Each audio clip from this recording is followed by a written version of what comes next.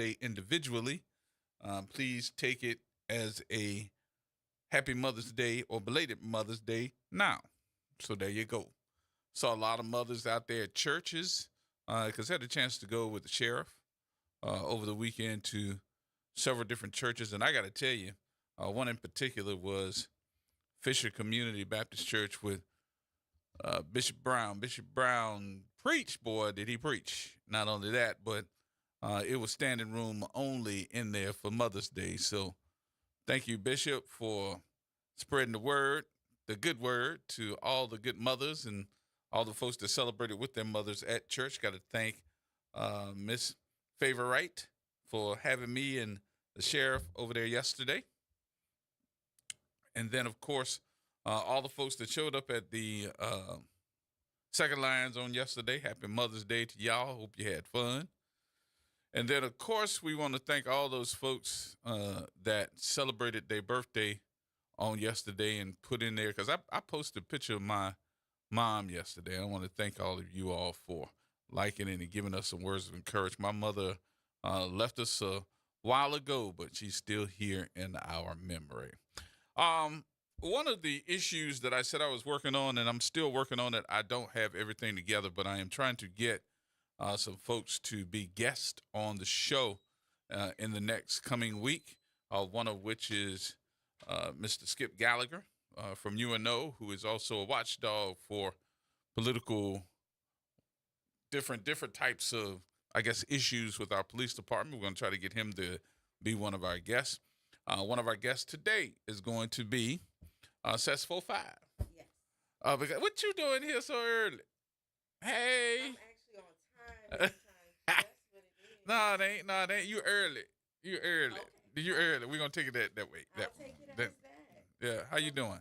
I'm doing really well. For those of you that know that voice and trying to figure out who it is, that is Dr. Shepard. Hello, folks. What's good? How was your Mother's Day? It was wonderful. I had a good time. I felt appreciated. My sons did what I asked them to do, even though they were a little bit resistant. I asked for them to clean up for Mother's Day, and I got most of that. And then also my dad celebrated me and gave me some flowers and cooked a nice meal and that kind of stuff. I So still ain't passed. They cleaned up. yeah, that's what I wanted. I don't ask for much, G. They did? They did it. Under duress, but they did it. I'm going to just leave it there. But in other words, Good looking out, boys. Good looking out. my Mother's Day went fine. That's good. That's good. So we went to church, and I gotta say, I just actually got off the phone, and no less than about an hour ago with my pastor. I love to have those conversations, and he reached out to me. He said, "Man, where you been?"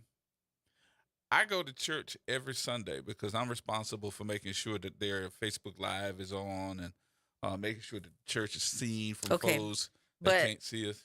Hold on. Huh? Go back, say it again, because I don't think people would believe you. Did I go to church every You Sunday? go to church. Yeah, I go to church every Sunday. Yeah.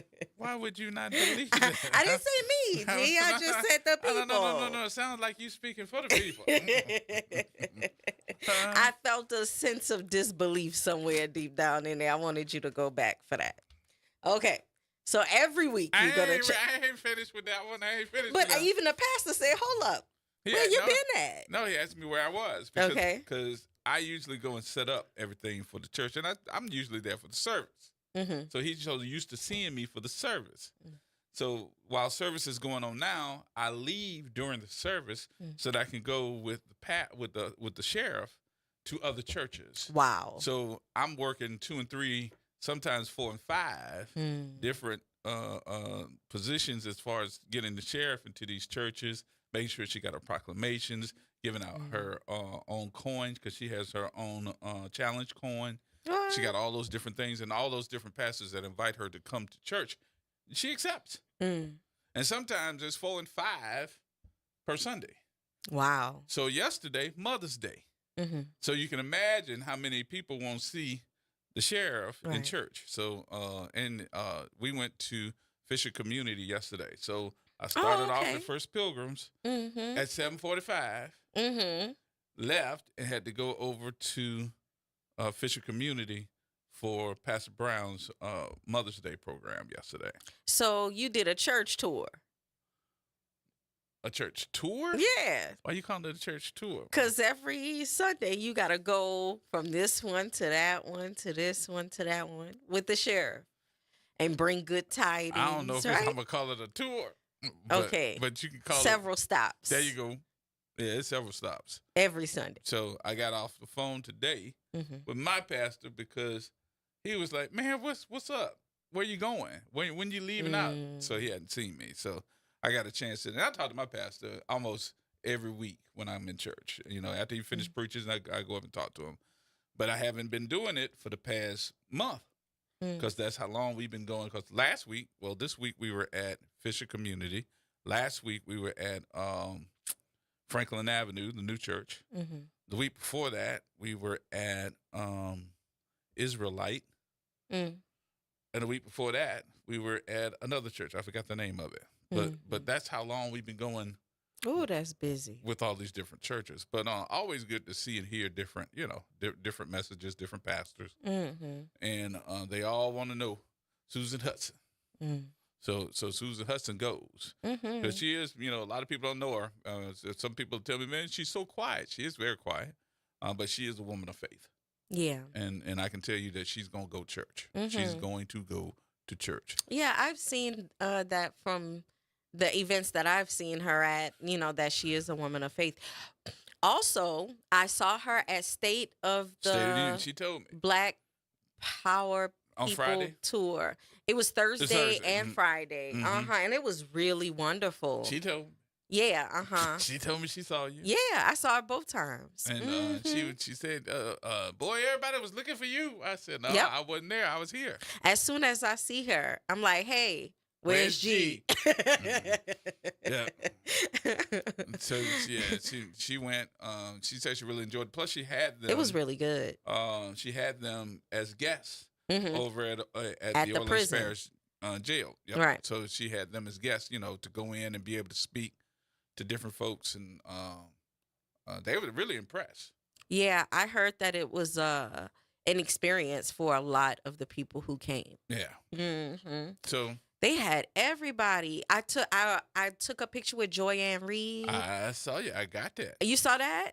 I gave her some of my hair grease, my hair products. My mom would have wanted her to have them, so I laid some on her. You say that she need them. I didn't say that. You said that, but our products can help everybody. So I laid some on her and took some pictures. You gave her a care package. I gave her a sample package because, she might have to go on the plane. A care package. It was sent with care. No. That means more than one little thing. Okay. She know how to get in touch with me, though. But, something where she could get on the plane with it.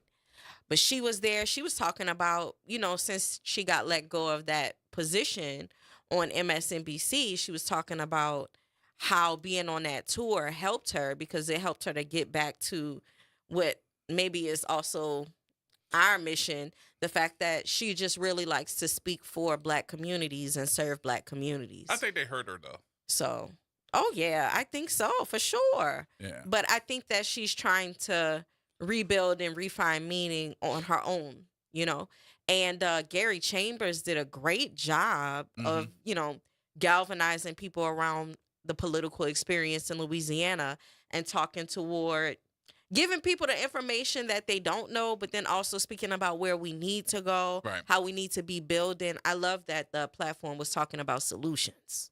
Solutions? Mm-hmm. How long was it?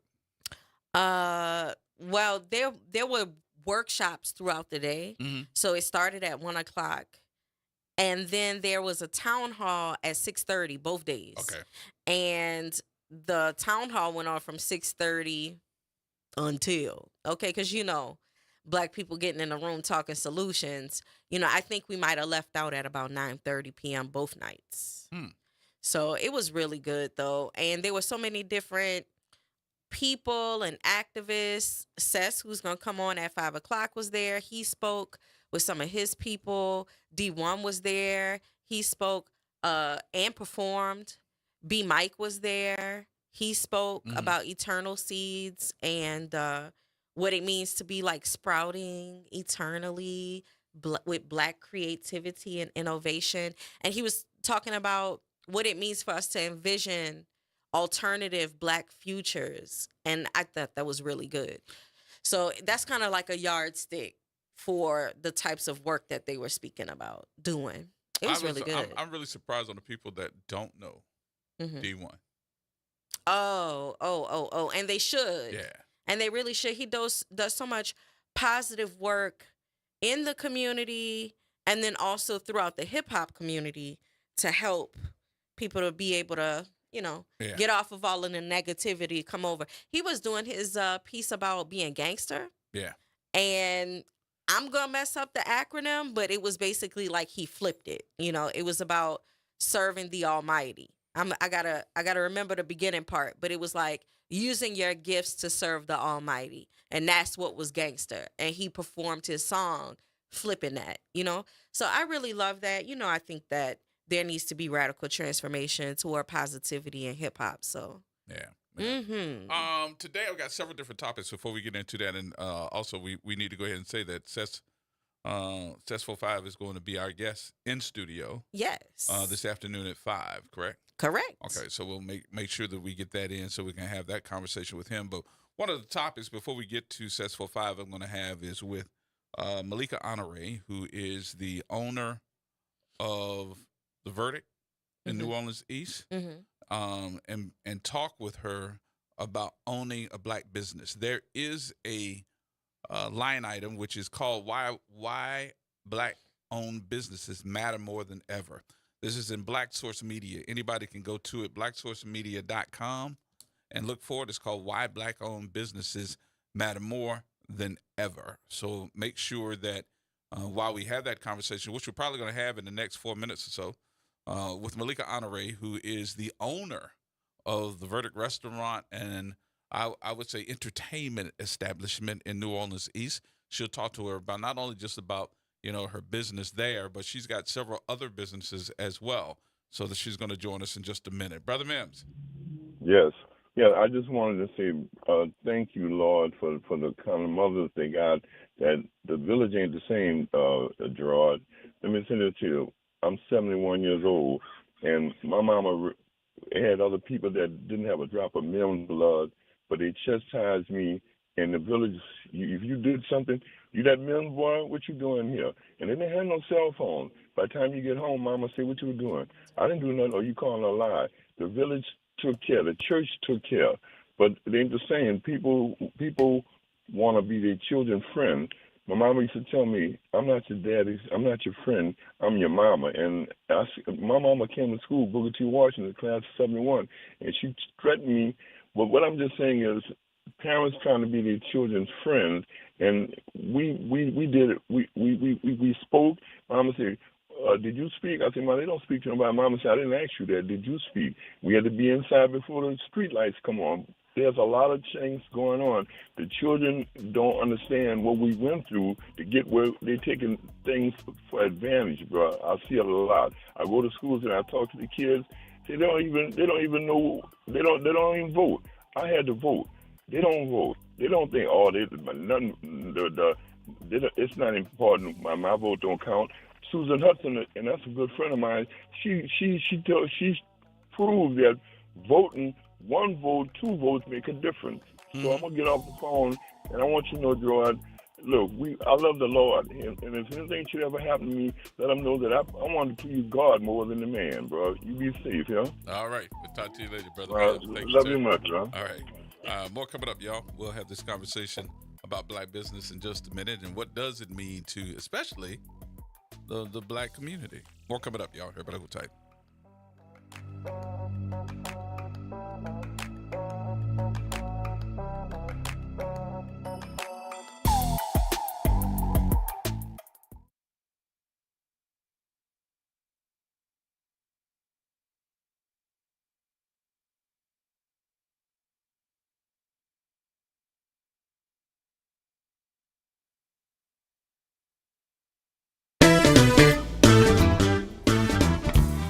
I'm Leo Jackson, host of Sunday Gospel here every Sunday morning, 5 a.m. to 7 p.m. and 12 o'clock till 2 p.m. You don't want to miss this move of God. It happens only on WBOK. You listen to all day long.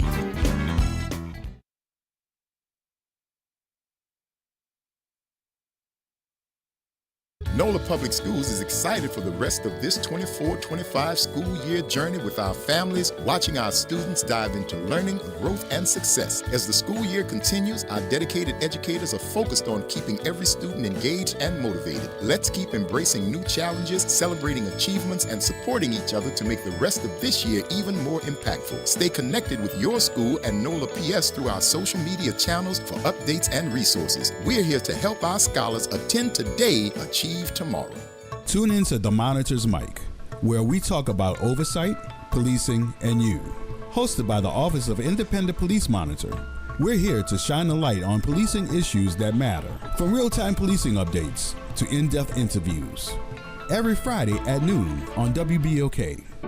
Hey, New Orleans, look for important changes to your natural gas service. This summer, Delta Utilities takes over for Entergy Gas with a Louisiana-born, Louisiana-based approach to safe, clean, reliable natural gas. No interruptions or rate changes due to the transition, just dependable service and modernized technology to keep you running smoothly. Get to know us at deltautilities.com and stay tuned for more later this summer. Delta Utilities, focused on natural gas, committed to New Orleans. Just a kid who grew up in New Orleans East. First attended public schools, then to St. Augustine High School. After college, Arthur Hunter became a police officer. And while community policing the housing projects, Arthur Hunter worked his way through Loyola Law School at night and became a respected judge who lectured at Harvard, Yale, and Columbia Law Schools. Now, Arthur Hunter is asking to be your next mayor. Because the best way to get better police officers is from a mayor who's been a police officer. To bring life back to our playgrounds and neighborhoods is a mayor who played on them as a kid. And to have a government that's accountable is a mayor who's been a criminal court judge. Arthur Hunter.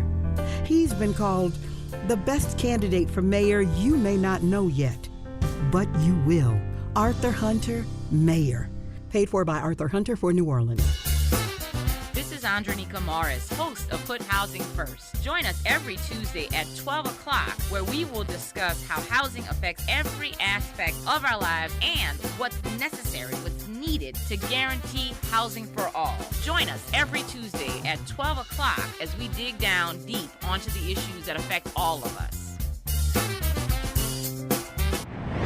Making a difference in the community. WBOK 1230 AM.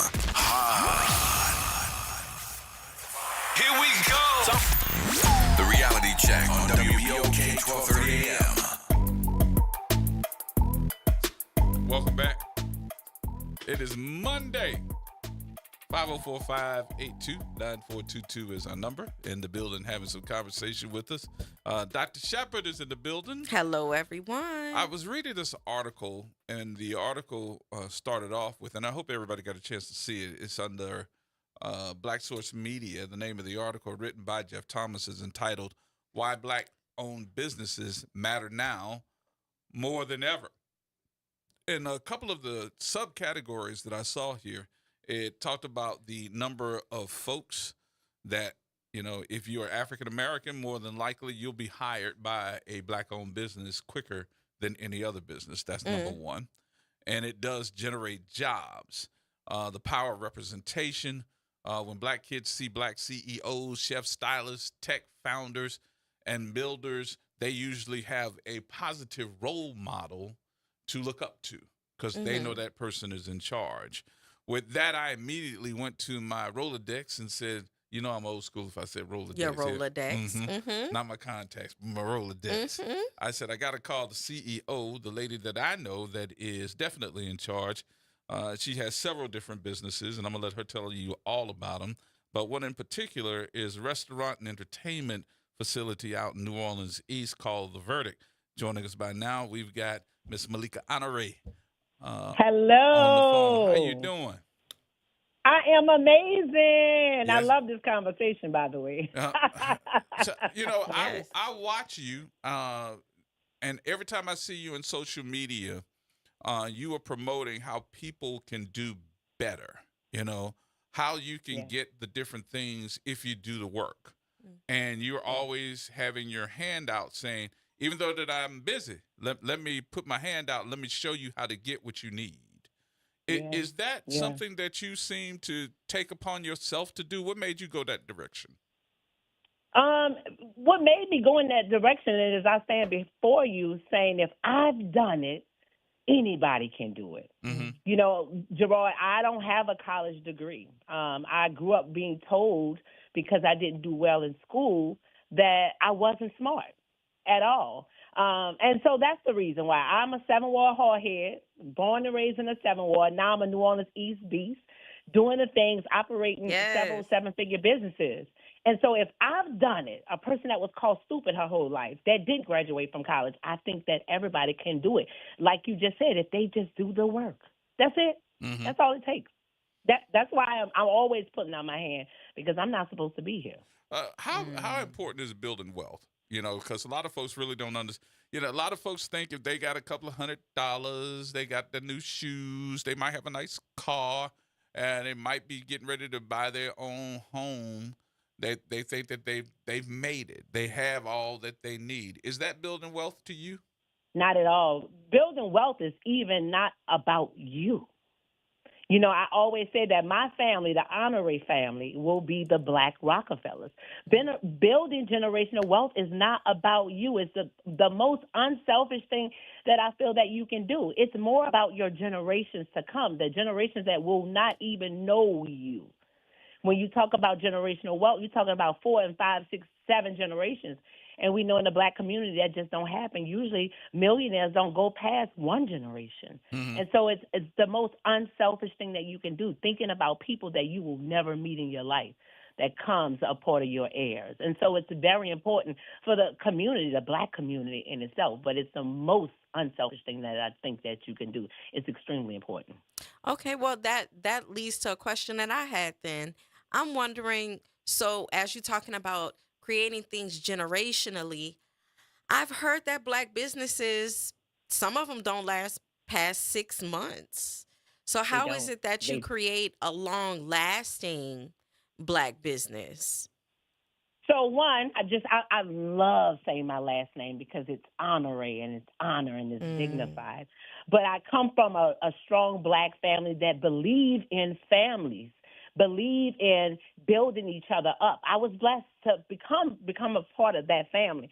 And so when we talk about, I always, when people ask me this question, they'd be like, why does Black businesses don't last past 6 months, last a year? The verdict is going on 3 years, y'all.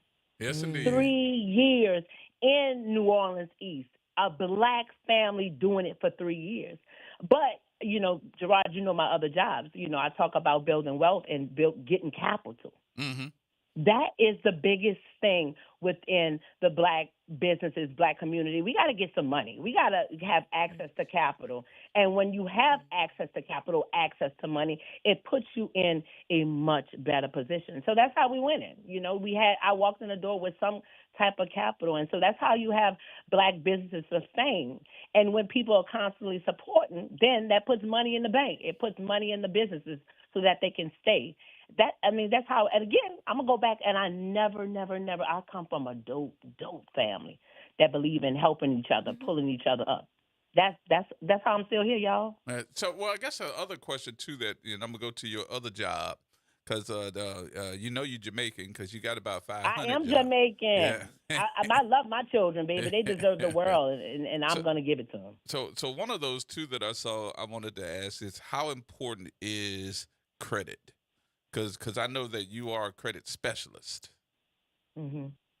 So how credit important is very important. I say credit buys you time, y'all. It buys you time. I always say when we Black, and definitely women, Black people, but when we think about creating these businesses, what do we think about? We think about the money that we have access to.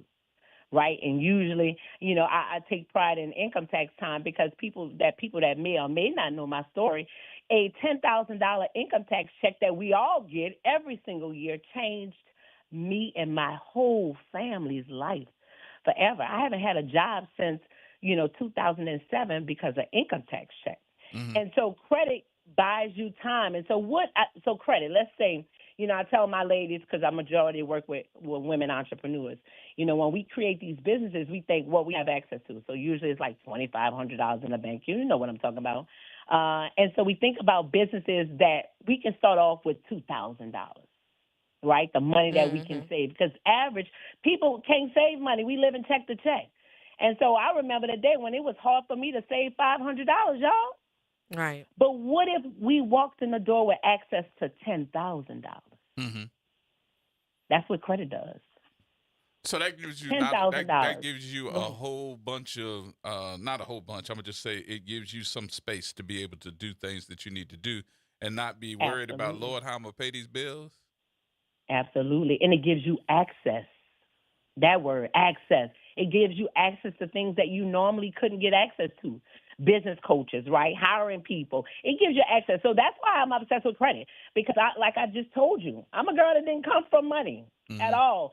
But I came from a family that taught me about credit, and credit is your name. It's your consent to saying, hey, I can do this and I'm going to pay it back. And so that's why I'm here today, because of credit. Mm-hmm. I didn't catch the other lady's name. What's your name? Dr. Shepard.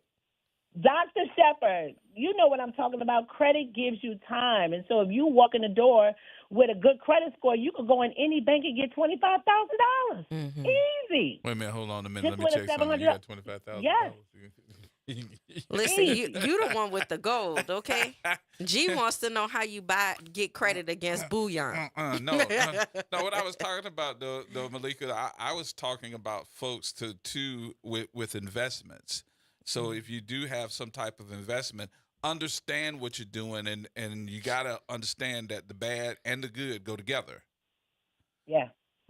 Because just because you got that money today, you invested. You invested tomorrow doesn't necessarily mean that you're going to have the same amount of money. Either there's going to be a plus or a minus, and when the market is bad, you're going to have a minus. Right, and so you got to be prepared for that minus, and minus, and minus, and minus. I'm gonna keep saying minus, but again, if you got access to money, you could go over that minus and minus. Y'all, I didn't make $1 for 2.5 years. It usually takes 3. That's what I heard. So you were early. It usually takes money.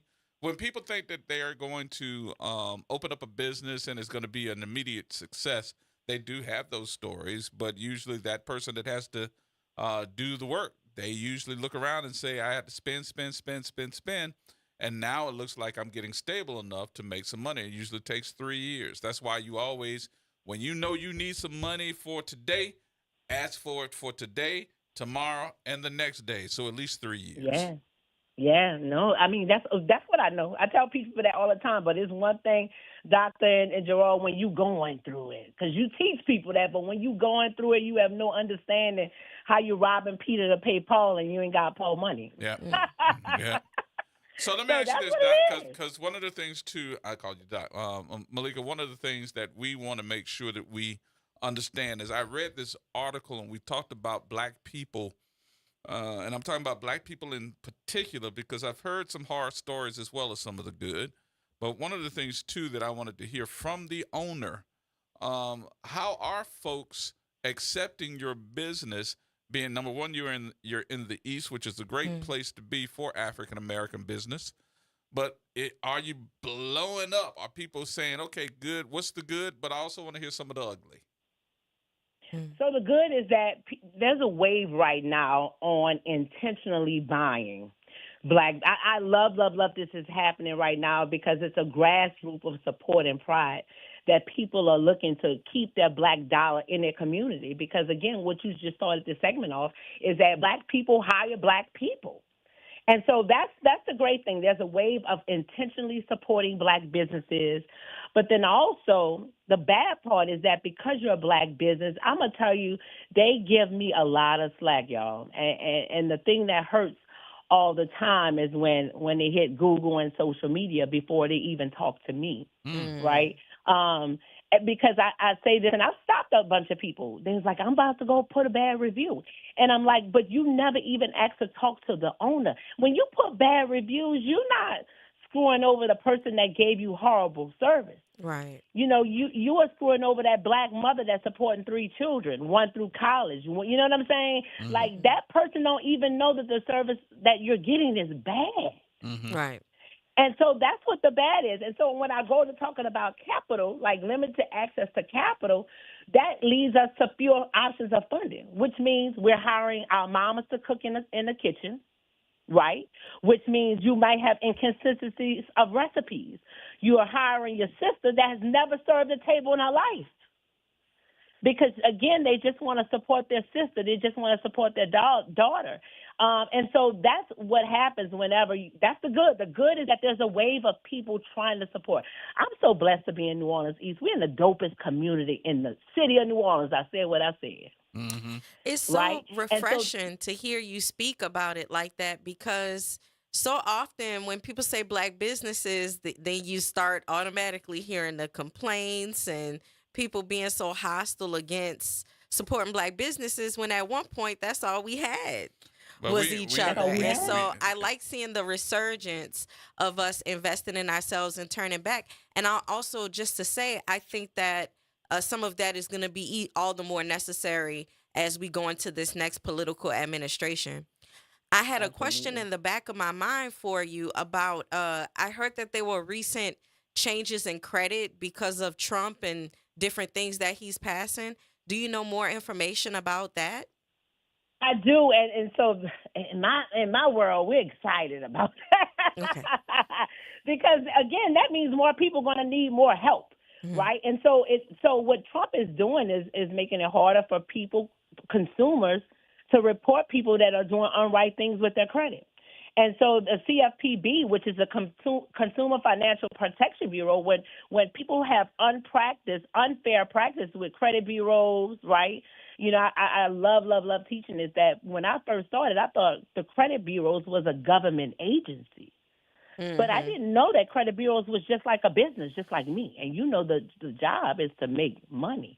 And so he's making it harder he's asking to remove the CFPB, which makes it harder for people to file complaints against these people that are doing unfair practices, putting things on people's credit report that they're not supposed to, debt collectors. I'll tell you, for me, again, in my industry of credit, we're happy because, again, that we're making money. People are going to have to hire us. But for the average consumer that cannot afford my services, because I always teach people, you can repair your credit. You can do it yourself. But if you're not, again, I tell people we can do our own hair. But, you know, we still pay beauticians because they're experts. The same thing with me. That answer your questions, Doc? Oh, it does. I wondered, what are some of the things that people should do if they wanted to repair credit? One, check your credit report. That's the first thing. You know how many people call my office, and it's like, I want to fix my credit, and we pull their credit, and they have a 680 credit score. And we're like, you don't need credit repair. Like, you do not need credit repair. You're actually good. A 680 is a pretty decent credit score. People don't know a 680 and 700 and 720 is the same thing. And so the first thing is just pull your credit. You know, you could go to annualcreditreport.com if y'all don't know that and pull it for free. And you can pull. I was going to ask you, though, but if somebody does want to say, look, I know I'm at 680. I can't seem to get over that 700. I can't get to that 700. Well, what do I do then? Then I need to get to you and say, hey, look, you know, I need your services. Malika? Did we lose her? Malika? Call her back. Yeah, we lost her. Yeah, I think we gotta make sure that we understand that too. I was getting all invigorated. She had good energy. Yeah. Oh, she's funny. You got to see her at her live speaking engagement. It felt inspiring. I felt like we got this. We could do this. Yeah, because she is one of those that's going to be positive about just about all the things that she needs to get done, and she gonna look you dead in the face and tell you the truth. No ifs, ands, but about nothing about it. I mean, she does do the job. That's her back. She's back. Okay. Did we lose you? We lost you. We lost you. We got you back though. Yeah, I'm back. I forgot what we were saying. I was asking the question. I said, for those folks that do have like a 680 that have a problem with, I want to get over that 700 hump. Then I need to get to you and say, I need your services. Absolutely. And then, Gerard, I take pride in saying that I give free consultations all the time because you may not need my services. Mm-hmm. We give free consultations where we will look at your credit report and we tell you what to do to get you over that 680. In most cases, what it is that you just need to pay down debt. 30% of your credit score is debt. It's high utilization credit cards. So literally just one tweak, and it could be something like $200 that is keeping you from a 700 credit score. And so we just look at your credit and tell you exactly what you do. Like, all people are not our clients. And so because I love what I do, we tell people, listen, I love taking your money, but you don't need my services. Just do A, B, and C, and you're going to be good. So I do think, though, and this is something, too, that I did not tell you when I called you, but I do think that at least once a month, maybe even more, that you need to put us on your calendar to be able to come in here in the radio station and hold a show about your credit and building wealth and how, because, look, in the next month or two, I think that all of us are going to be doing a little bit of penny pinching because of these tariffs and all this stuff that's getting ready to cost us money. You, on the other hand, own several different businesses. You had a great Mother's Day yesterday, from what I understand. I did. At the Verdict. She works 7 days a week. I do. Okay. I like taking care of my children. I told y'all that. Not the children, but the churn. The churn. The churn. And then the other thing, too, that I think that we got to be able to understand is the wealth issue. When do we look at what is materialistic things compared to wealth? You agree? I completely agree, and I love to be on it. I'll tell you one thing I just did. I drive a G-Wagon, Gerard. I know. I see literally. But wait, that G-Wagon don't love me like I love it. It burns because some gas. every time and so I did something, and I had to deal with my own self. And I sat my G-Wagon down and went bought a Buick. What? And because it financially made sense for me. It's little bitty things like that. I'm paying $80 every 2 days to drive a G-Wagon versus $30. But let me tell you this. So take this as it is. You look so good in that G-Wagon, though. I'd be standing outside the road. She do, baby. She do. She have it, too. And she knows she do. She knows she do. She look at you grin. That G-Wagon, baby, it gives you a certain, that energy there when you drive. And I'm only 5'3", so when I jump out that stuff, listen, I'll be on and on. Nah, yes, I can tell you, when you jump out of there, all the guys turn around looking here. I'm going to just say that. All the guys turn around. Oh, so that's the secret. Listen, yeah. It is. And then look, Doc, they want to know what you do. Everybody, listen, it's a conversation of, well, what do you do? When I jump out that car, they want to know what do I do. And it opens me up to tell them how I help amazing people every day. Well, look, so we're going to make a deal. We're going to make a deal. I'm going to have you to come in here and we're going to host the show together here. Let's do it. Please. Let's do it. Because I have more questions. I want to know about the student loans and how that's going to impact credit. I got questions, so I need her to come back. Okay. And it's happening right now. Right. So let's do this before you go. Tell me, because folks are online asking questions here, address to the Verdict? Of course, it's at 9301 Lake Forest Boulevard at Suite 100. And again, it's in New Orleans East, the greatest community in New Orleans. And your hours of operation? We're open Tuesday through Sunday. We do, gospel brunch on Sundays, R&B brunch on Sundays, but we're open Tuesday through Sunday, 5 o'clock to at least 10 o'clock, Tuesday, Wednesday, and Thursday, midnight, Fridays, and Saturdays. And, of course, we do the sexiest brunch in New Orleans on Saturdays and Sundays from 11 a.m. to 3 p.m. And you do have Sunday brunch on Sundays then, so. On Sundays, and we playing gospel music. So when you get out of church, you're hallelujahing it all the way home.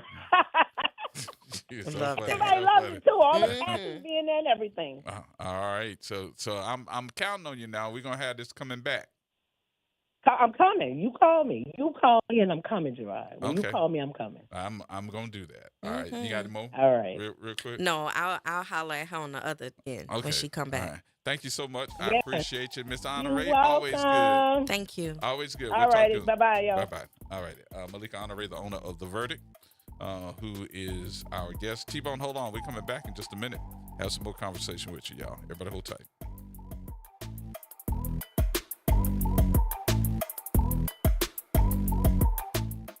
Real issues, real talk, real solutions. Miss an episode of The Reality Check? You can catch every episode anytime. Search WBOK Media on your favorite podcast app to tap the bold commentary, real-time reactions, and powerful perspectives from the people and leaders shaping our city. Download, share, and rate it 5 stars because the real ones always stay informed.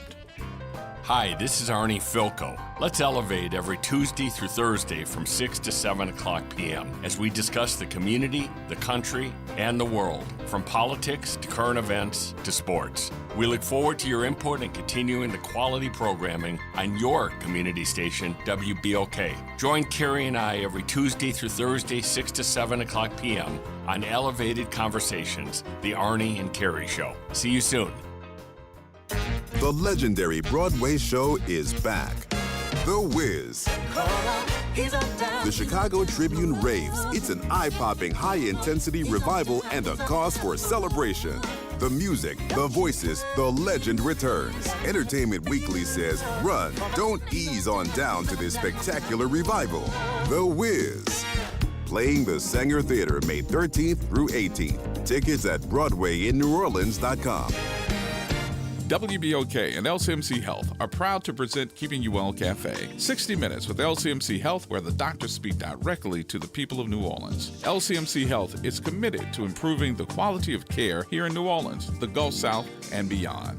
The Keeping You Well Cafe is another way for LCMC Health to engage with the community. At the Keeping You Well Cafe, LCMC Health joins WBOK and local businesses to answer your questions about wellness and health. If someone asks, Yeah!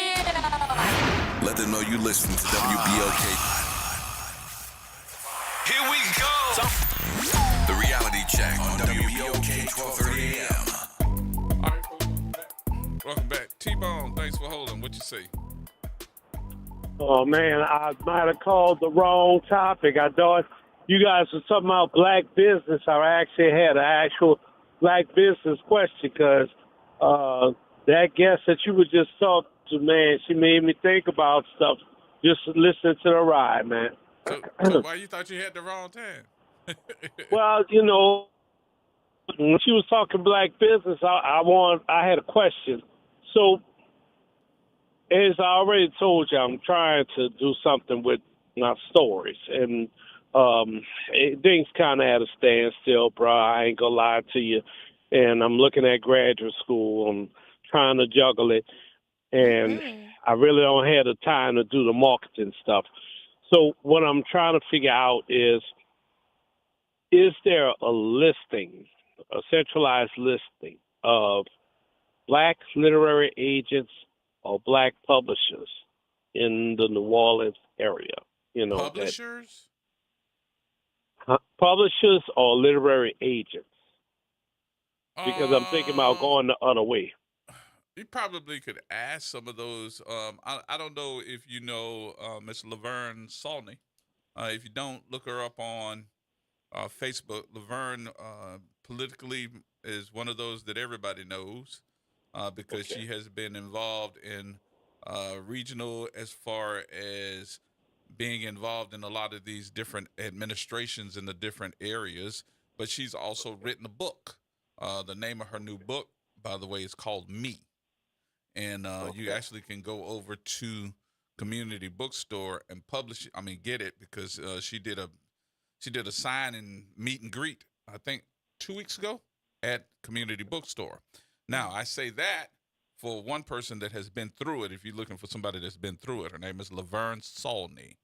The other thing I suggest to you is to go over to Community Bookstore and talk to Miss Vera. Yeah. Since she is the seller of so many different books, she probably knows all those folks that come through that are publishers, that are them. And she's been in the business forever and a day. So Community Bookstore, just in case you want to know, it's right there on Bayou Road.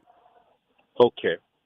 I think I know where that's at. Yeah. So she's the owner of Community Bookstore. So and just go in there and tell her that I asked you that I told you to call her and ask her, or go in there and meet her face to face. She's good people. Yeah, I think I'll take some time and go talk to her face to face. You know, because if I'm not mistaken, my uncle might have had some books sold out of the Community Bookstore when he was pushing his product a while back, because that was one of the things he proudly said. He said he sold books locally, you know, way before Amazon, and he did well with it. You know, I was trying to get him to come up to the modern age, God rest his soul, but I'm having the same problem he had on Amazon, getting the books to come out and actually, you know, getting them to move, you know. And so I'm a little frustrated at this point, man, because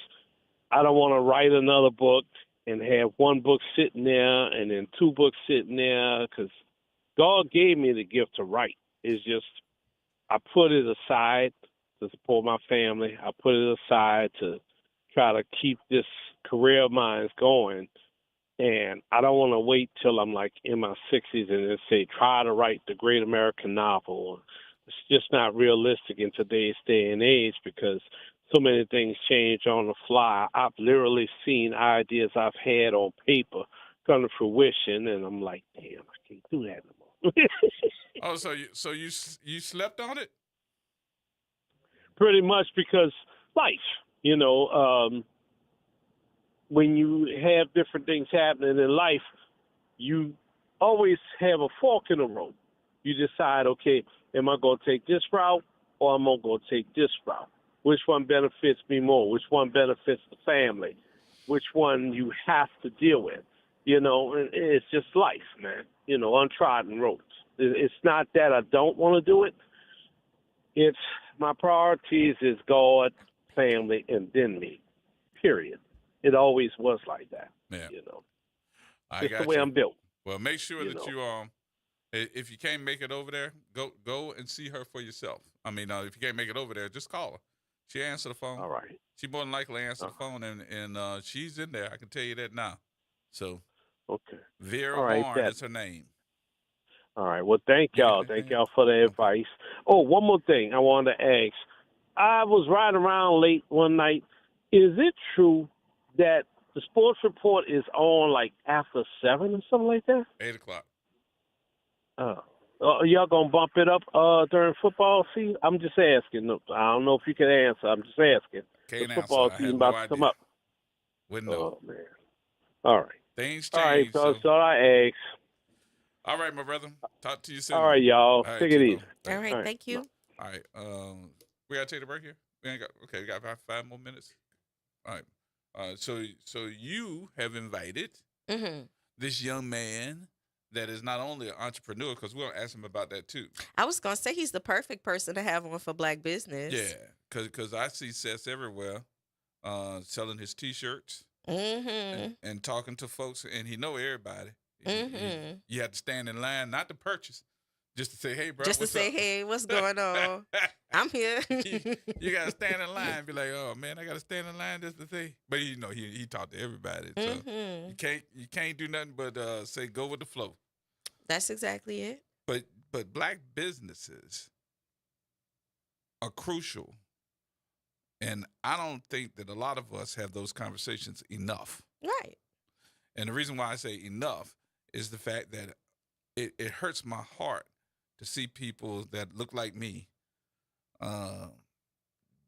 doing little odd things when they got skills.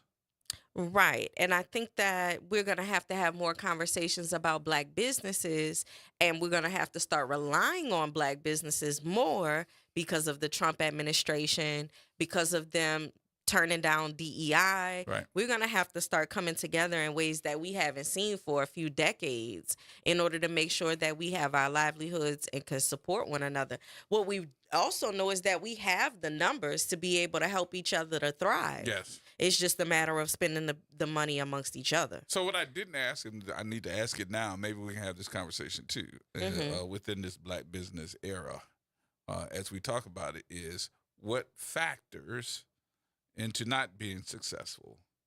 How much of that factors into self-hate? Meaning I see Seth with this table full of T-shirts. Who he think he is selling T-shirts and people That's so buying bad. them? That's so bad. Who he think he is? That's so bad. You see me acting it out too? I'm acting it out. Yeah, I do. I Who do. he think he is? I hear it. With all them T-shirts and all them people. Who he think he is? Okay. Making all that money. Okay, I hear that, but that's something we call haters. Yeah. We have a That's why I said, why word is there for so those much- people. But that's why I said, why do we have self-hate within the? I should walk up to that table and say, "Dang, look at Seth. He's Right. doing it. Right. You need to be teaching people how to do this." Or how about somebody that walks up to him and says, "Say, bro, you look like you need some help. Can you hire me? Can I work with you?" Maybe because, you got 500 people standing at the table and you behind the table by yourself look like you need somebody to help you out. Right. And make the deal. Oh, that's so true. Then you just got somebody off the street. And I actually was over, where were we, Seth? We were over at, where was that? I was going to say Move. But we were over off of Washington Avenue, and I saw these young guys that were just walking up looking, but they were standing off watching you. Not to do anything to you, nothing like that, but they were watching. Just like, what are you doing? Man, I could help him. I could do that too. And that meant something to me because I was one of them little young guys standing off. I call myself young, but I'm one of them young guys standing off the side too, watching. Young is a state of mind. But also, I mean, mentorship, right? Mentorship. Yeah, you got to be able to bring people in. You did your thing. You mentor so many of the biggest people in radio and media in this city. So I think mentorship is important. But I do think that we are at a position right now, not because we necessarily want to, but sometimes when bad happens, it's for your good. Does that make sense? Whenever bad happens, how do you turn that bad to be for your good? Oh, for sure. For some folks that thought they were getting ready to get all these different things and they may not because the administration changed, now you're going to have to get it yourself. That sounds like, when P-Town, I think T-Bone called in, and he also had the same kind of thing, like, good. It's going to make us have to depend on us. So I guess that's that flip side of, like, having the whole system come down crashing on you. Yeah. All right, we got to take the break, y'all. We'll take the break. We'll come back. We'll have some conversation in just a minute. SAS 45 is going to be with us next right here at WBOK.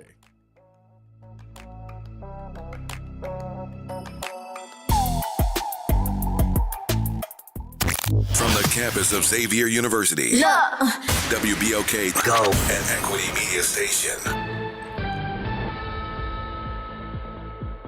I'm Amber Payton with BIN News Now. Barack Obama shared a Mother's Day post honoring Michelle and their daughters, calling her a blessing in their lives. The heartfelt message helped quiet ongoing divorce rumors, which Michelle recently shut down herself, saying her absences from certain events were personal choices, not signs of trouble. First Lady Melania Trump announced a $25 million investment to support foster youth transitioning out of care, with funding going to HUD's Foster Youth to Independence program. The move could benefit Black youth who are overrepresented in the foster system by providing stable housing and support. And Jaden Wright, a senior at Ronald McNair High in Georgia, earned over $3.4 million in scholarships for his academic and musical talent. Nicknamed Mr. $3 Million, he plans to study cybersecurity and encourages students to work hard and apply for scholarships. Get BIN News Now on demand 24/7 on the iHeartRadio app. Here we go. The Reality Check on WBOK 1230 AM. Welcome back. Joining us now, Successful 5 is going to do it, but hey, Ron, you've been holding, man. What's up? What's going on with y'all, man? You the man. Trying to beat Dr. Shepard. Please forgive me for not texting you and telling you happy birthday. Happy Mother's Day on yesterday. Happy Mother's Day. I'm so sorry. Think nothing of it. I appreciate you saying it now. Thank you. I know, man. I am so sorry. But I was just calling this to tell y'all, keep doing what y'all doing.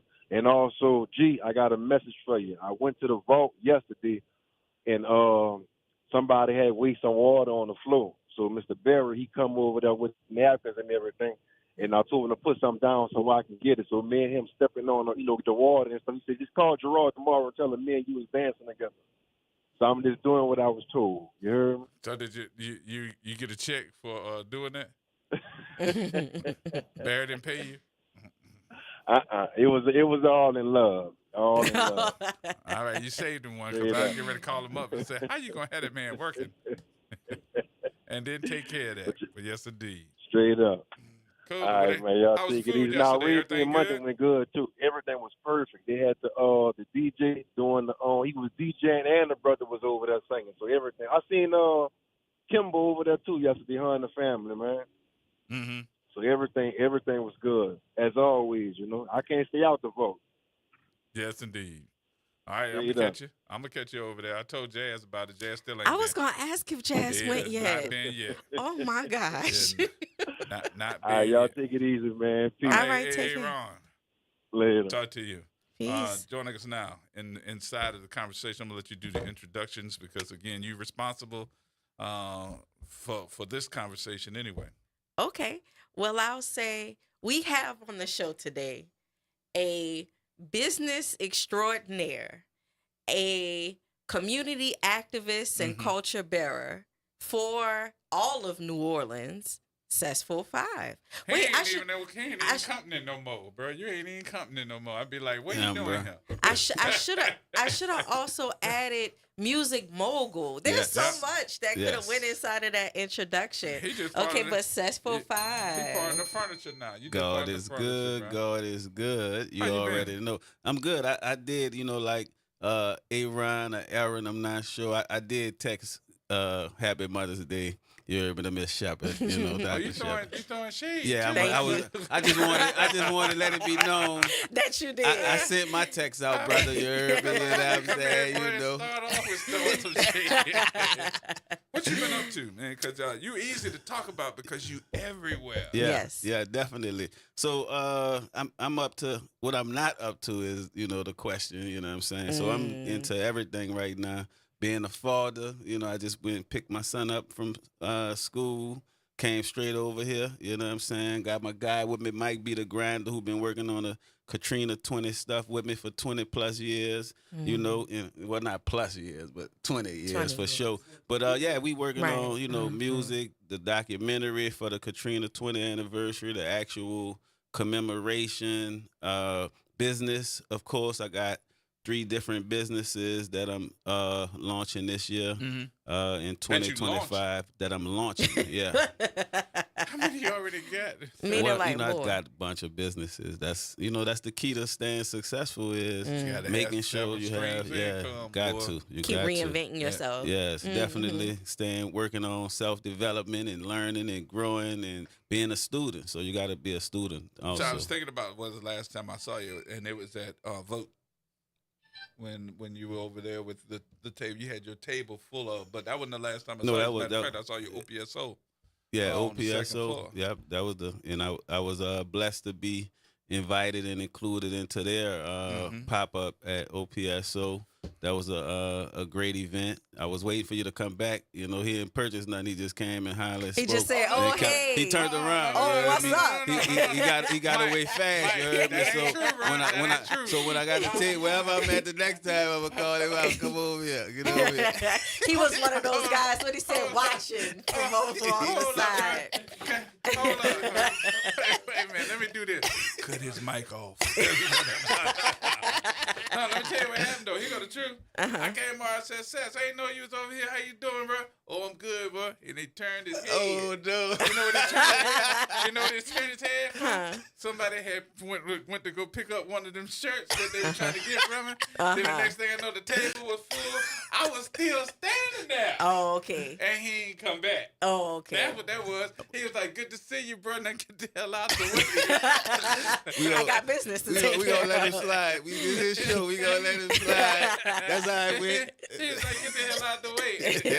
People started calling me too. Right, facts. So He had a nice group around him at the same time. So he's a popular guy. He a popular guy. Right. You don't believe that, do you?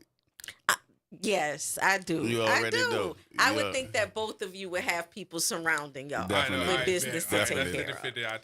All right, thank you. That's how I stay safe. Talk to me about your products though, because your products, your shirts are different. Yeah, they're not little normal stuff that you can get in those stores. Something you've designed them. Yeah, so I got a brand called Hustle God Clothing, and we've been operating in the city for about 8 years. You can go on the website hustlegodclothing.com. We also have social media, Hustle God Clothing Official, and we do a lot of different products because I've been in the business for a very long time. This is not my first clothing line. Mm-hmm. We had a clothing line in the late 90s called Soccer Balling. Me and some of my partners, we had came together while we was in high school, and we started a clothing line, and it just traveled all throughout the community. We was in stores, in a number of different stores, so we grew before 2000, just learning how to, create these brands and use the entertainment to promote the brand. So we've been in it, and now here in, these 2000s where, manufacturers are possible. You can get different people to, make your stuff look just as good as, not better than the Louis Vuitton and the Ralph Lauren and all that kind of stuff. That's what we focus on, quality. So we make sure we got a great quality product, and the people, support me, and then they also see the quality of it. And so that's a great relationship when you get return customers because of, the quality of the product. So people only going to support Sess, one time if it ain't good quality. Right. You know what I'm saying? So that's what we focus on, the quality, and the people respond. Let me ask you this though, as a entrepreneur. Yes. Are we in a situation as a business person? Let me put it in perspective here. As a black business perspective, that's the perspective that I want to go in. When we start looking at those folks, you heard me prior to you coming on making up stuff. People that look at you and say, what you doing? How you got that? How you did this? Da da da. Do you see us growing together and maybe even saying, I need to support this black business? And if not, what do we need to do to start? Yeah, so I believe that we are, working and collaborating in terms of black business, just the community, itself. Black people in business always collaborate. We talk about how we can, win together and do just collaborative efforts. So not only in business, but, community and different elements also. But like we share information. So the manufacturer that I have now, another clothing manufacturer turned me on to it. And so, I turned it on to multiple different people, and different people that have a certain product might be like, hey, this is where I get the socks from. This is where I get, the hats from. So we share that kind of information. And then one of the business that I told you I was launching, right, it's a photography and content studio. It's called ProCam Studios. And so I'm not a photographer, but I got a friend that I've been doing business with and, learning from for over 10 plus years, who was in the nightlife taking pictures and stuff. And he was, I introduced him to a tenant that was in the building that I was in. And then for photography, they used to rent the building out.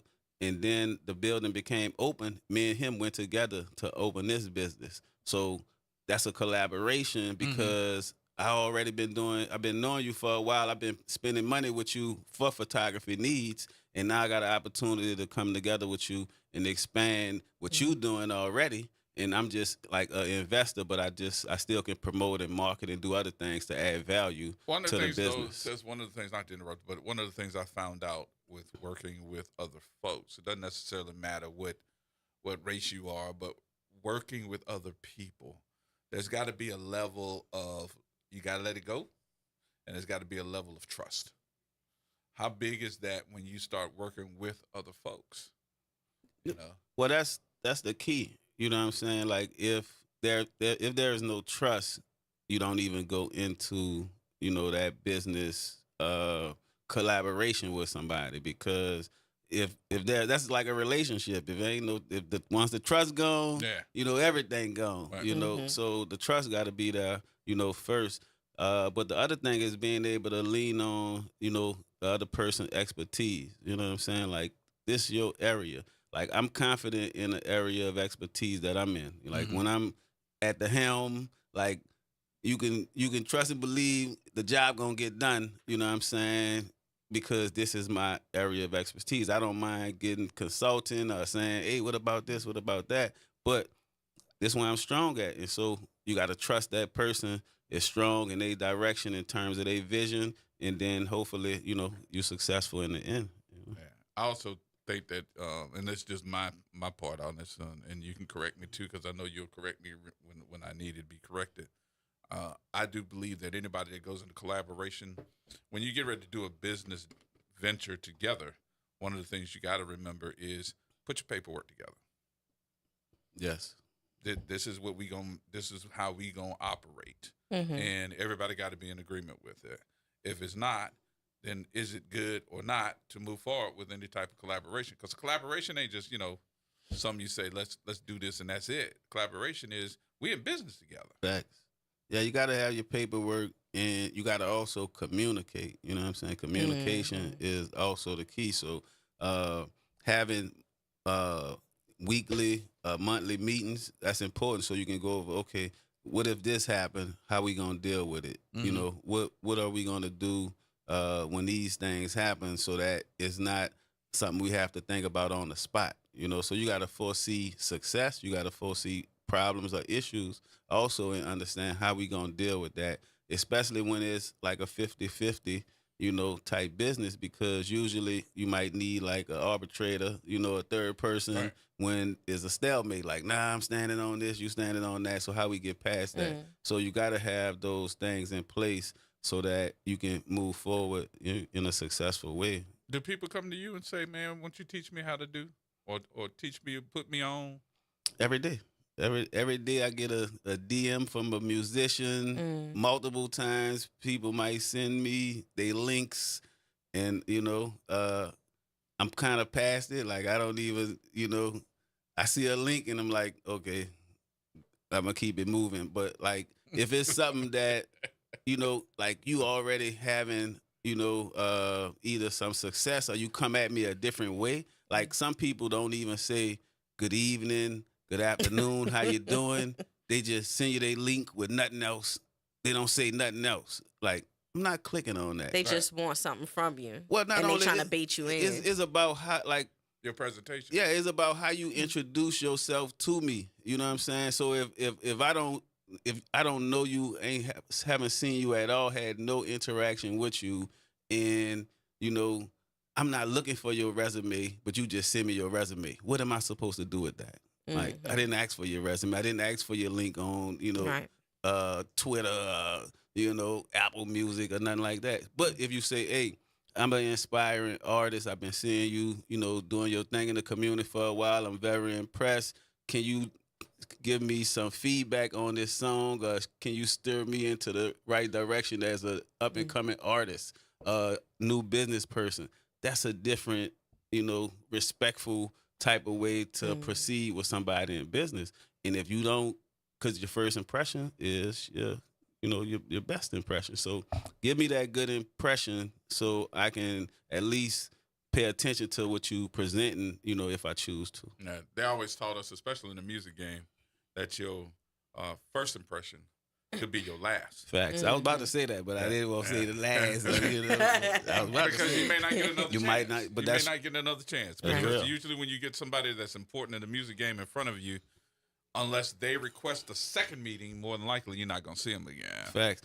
Because they got so much other stuff going on. And that's one of the things like I stand on is being a businessman 1st. Mm-hmm. And so if you don't operate in a business manner, you don't get the second impression. Yep. You know, and it's and not to compare myself, but it's like if you sub me as a Russell Simmons, Sean Combs, you know, a Master No, P. we don't want to see you as Sean Combs right now. But if you sub me as one of those people, Not right now, Mike. you wouldn't Maybe not operate. that one. You wouldn't operate in that manner. You know what I'm saying? So like, don't like lower my music mogul status by Right. just sending me a link and not saying good evening or whatever. Nah, Right. you know, give me the Send him proper. some baby oil. Yeah, Oh. send me the Johnson and Johnson. I'm joking.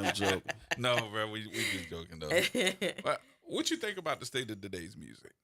Is it different? Yeah, it's very different. I'm almost unplugged from. Wow, that's you hard to know, hear you say that. Yeah, it that's why I can share with y'all and be like, when I get these links and these DMs, I really don't pay attention to it unless it's a credible person that I, you know, mess with that sent it to me. Because majority of it, like the content, I'm just not into the content. Yeah. You know. One of your biggest fans was always Wild Wayne. Yeah. Wayne would always say, "Man, you heard Sets 45's new da da da da da." Then Ro would come in the office, be like, "Let me tell you about Sets 45 da da da." I'd be like, "All right." I never really made it that point where I was listening to a whole bunch. You can imagine I had 30 people a day, at least, coming in and saying I got a new song. Right. Them links that you're talking about, I get 100 of them a day. Yeah. And just like you said, no presentation, no nothing. And then, you know, in today's society, you get a link with nothing to it, you immediately delete it because you don't know what you're getting ready That to get. could You be don't a know if you're getting ready to get a virus, a Right. scam, or whatever on it. So, yeah, so presentation is always, look, just because you know how to put together something on the 808, just because you know how to go into there and lay something down on somebody's lines, that don't necessarily make you the musician that has to do the business. Because there's a business that goes along with producing music. And if you don't know somebody, you need to get with somebody before you present it. Right. And that's like you said, like Wild Wayne, DJ Rowe, who are experts in their field, saying that this person has nice music, that's credibility. Right. And like you need those, you know, stamps of approval, you know, somebody to sign off on it. And, you know, it's the same way it's about favor. Like, so when you was talking about the people at the table watching and like all these people around Sessa, whatever, like that's favor. That's from me, you know, pouring into people, into the community, you know, year after year after year. And it's the same like with, I was talking about like a young person, if they trying to get in business, like being able to help that person. Like, cause I help young people all the time. They got guys who sell water on Chef Endowment. Right. I go buy them a case of water and just, you know, drop it off because I won't see him win. You know, and the same way like Dr. Shepard's son was in Baton Rouge with us, right? He got the camera. He's doing the photography. Like, I'm more inclined to help this young brother who got the camera. He young. He getting his shots. He doing it on his own. So it's easy to help somebody you see who's getting it. And he didn't come and just say, "Hey, where can I stand? Right. Where can I go at and take this shot?" No, he's doing it in real time. And he also is with, you know, somebody that I have a relationship already. And some of these guys not, you know, if they father was like, "This my son," that's what I mean by the cosign. Or you got somebody with some history with me that I can, you know, show love to your son or daughter because that's come from you in the history that we have. Right. And so, like, that's what a lot of the young people missing in the community. They don't have that, you know, that lineage that can, you know, get you straight in the door without the issues.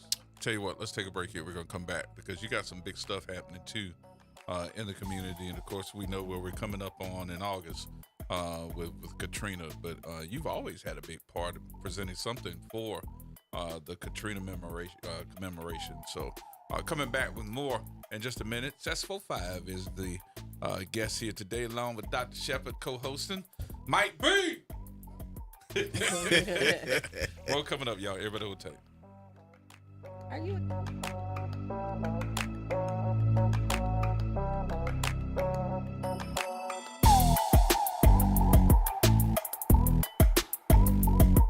This is the Bloomberg Black Business Beat, brought to you by FidelityWealthManagement.com. In 2009, Lanny Smith was looking forward to a bright career in pro basketball. He had just wrapped up a successful run on the court in college and signed a deal with the Sacramento Kings when a devastating knee injury ended his career. It's something that, man, I still have nights that I struggle with, you know what I mean? Because it was so much a part of my life, man. I went into a deep depression of trying to figure out who was I without this game of basketball. Smith shifted his focus away from athletics and into building Actively Black.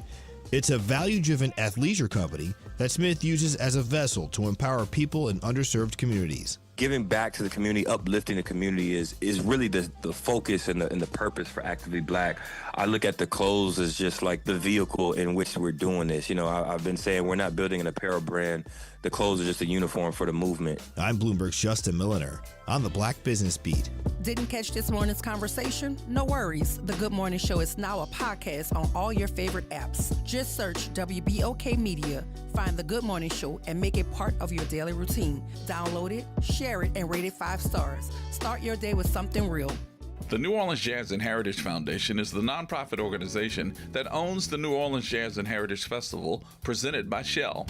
With the funds generated from Jazz Fest, the foundation invests in Louisiana communities through economic development, cultural enrichment, and free educational programs. To learn more about the New Orleans Jazz and Heritage Foundation, please visit us at www.jazzandheritage.org. The National World War II Museum. Located in the Warehouse District of New Orleans, the National World War II Museum tells the story of America's experience in the war that changed the world, why it was fought, how it was won, and what it means today. Visit them online at www.nationalww2museum.org for time tickets and safety information. Fresh produce, local flavor, and a healthy you. New Orleans East Hospital is hosting a farmers market the last Wednesday of every month from 2 p.m. to 6 p.m. Join us in the parking lot across from the main entrance. Support local farmers and your wellness. We'll see you there. Welcome to Chemical of the Month by the community scientists at Rise St. James. This month, we spotlight phthalates, chemicals added to plastics, especially PVC, to make them more flexible and durable. But there's more. Research shows phthalates may disrupt hormones, affect reproductive health, and contribute to environmental pollution impacting our communities. Join us as we explore how these additives shape our everyday lives and the world around us. For more details, visit risestjames.org. Empower your knowledge with Rise. Making a difference in the community. WBOK 1230 AM. Here we go. The reality check on WBOK 1230 AM. All right, folks, welcome back. 504-582-9422. It's Monday, so she's in the building, y'all. Would y'all say hello to Dr. Shepard? Hello, everybody. And joining us now, as far as the conversation, Mike, I didn't even say what's up, man. How you doing? That's why I had to give you a holler. No, Mike be in the doing building. Great. Just great support of the Katrina commemoration. Yeah, so let's talk about that for a minute. Give me some details. Katrina commemoration, probably everybody and their mom are going to start talking about it within the next month or two because it is the 20th year of Katrina. It don't feel like the 20th year sometimes when we look around the city. But what do you say, Seth? Because that's going to be pretty important to a lot of folks within the next couple of months. Yeah, definitely. Right now, we're about a little over 3 months away from the 20th anniversary of Katrina, Friday, August 29th. So I've been commemorating the anniversary for 19 plus years. This year will be my 20th straight year. Our organization, New Orleans Katrina Commemoration Incorporated, we've been commemorating and doing a healing ceremony every year on Jordan and Galvez in the Lower Ninth Ward where the levees blew. with a march, second line, call out the names of the folks that passed. And I think it's super, monumental to do this 20th anniversary this year. When we did the 10th and the 15th, it was like tens of thousands of people that, come back to New Orleans. Of course, the citizens that's already here always participate, but a lot of people, lost loved ones. And this is an opportunity for the world to participate in honoring the citizens of this city. Well, I like to add something. You were talking through the events and everything, but you all also present a list of demands, right? Yeah. Like things that you all want to see accomplished for the years ahead. Could you talk a little bit more about those demands? And G said something when he just introduced the question. He said it doesn't feel like 20 years. And I think that might be the same feeling of like, it doesn't feel like maybe we've gotten 20 years worth of progress, or well, I think if you go back, what work still needs to be done? If you go back to when we first got hit with this horrific hurricane, one of the things that was promised when we brought in all these officials or folks that were professional enough to understand this is what we got to go through, this is what we're going to do. One of the things that was brought up, and I'll never forget it, is that coming up, we're going to have cranes in the sky. It took years until we got those cranes in the sky. Right. But the location of those cranes still have not been in places that have been, I think, accessible for those folks that want to go back home, especially those in the Lower Ninth Ward. And that was the poster child for this horrific hurricane. What are we looking at when we say, well, what happened to the monies, the billions of dollars that came in that was supposed to go to the Lower Ninth Ward as well, since it was the poster child?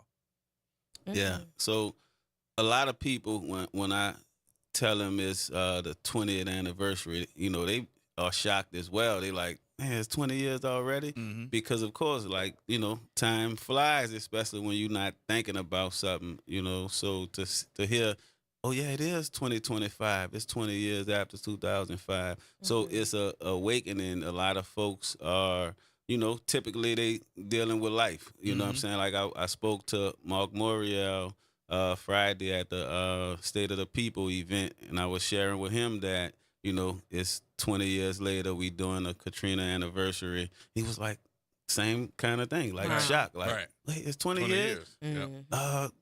Get with my assistant. Let's make sure, I'm present, so we can be here. And a lot of folks get that same thing. So it was important when we went to Baton Rouge and State Representative Alonzo Knox submitted the resolution to make August 29th Katrina Day.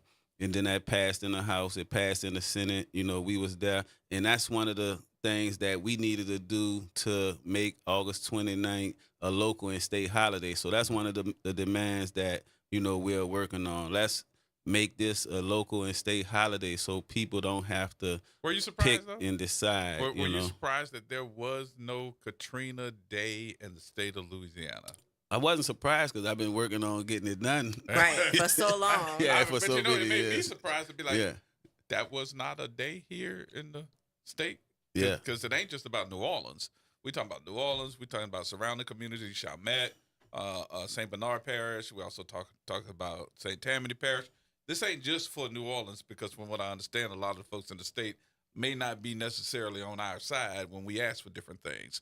But we're also talking about as a state, we should have this day of commemoration because it didn't just affect us. It affected other parishes as well. Yeah, but it's about the people that it affected the most. Right. And the people that affected the most is us. So we have to fight for the things that affect us. You don't get a Juneteenth without the fight. You don't get an MLK Day without the fight. So other people would have you forget MLK Day had you not put pressure on them, Juneteenth and all of these different things. Other people won't fight for Katrina, but they'll fight for 9/11. Right. So you just got to be intentional about where we at in the community and the things we passionate about and the things that we value. So we value it, so we want to make sure you don't have to decide, am I going to represent my grandmother who died on August 29th, or do I have to go to work and, clock in these hours because they don't recognize this day as the one of the worst tragedies in the United States history. Right. And so that's what we fighting for. Well, let me ask them. So with the day being passed, is that people are saying, okay, this is Katrina Day, we're recognizing it, but they still have to go the extra mile, right, to make sure that it could actually be a holiday where people are given off, or state, federal workers are given off because of that day. So there's like still more that needs to be done to really fulfill that. But you all have done the effort of starting it, making sure that it's recognized,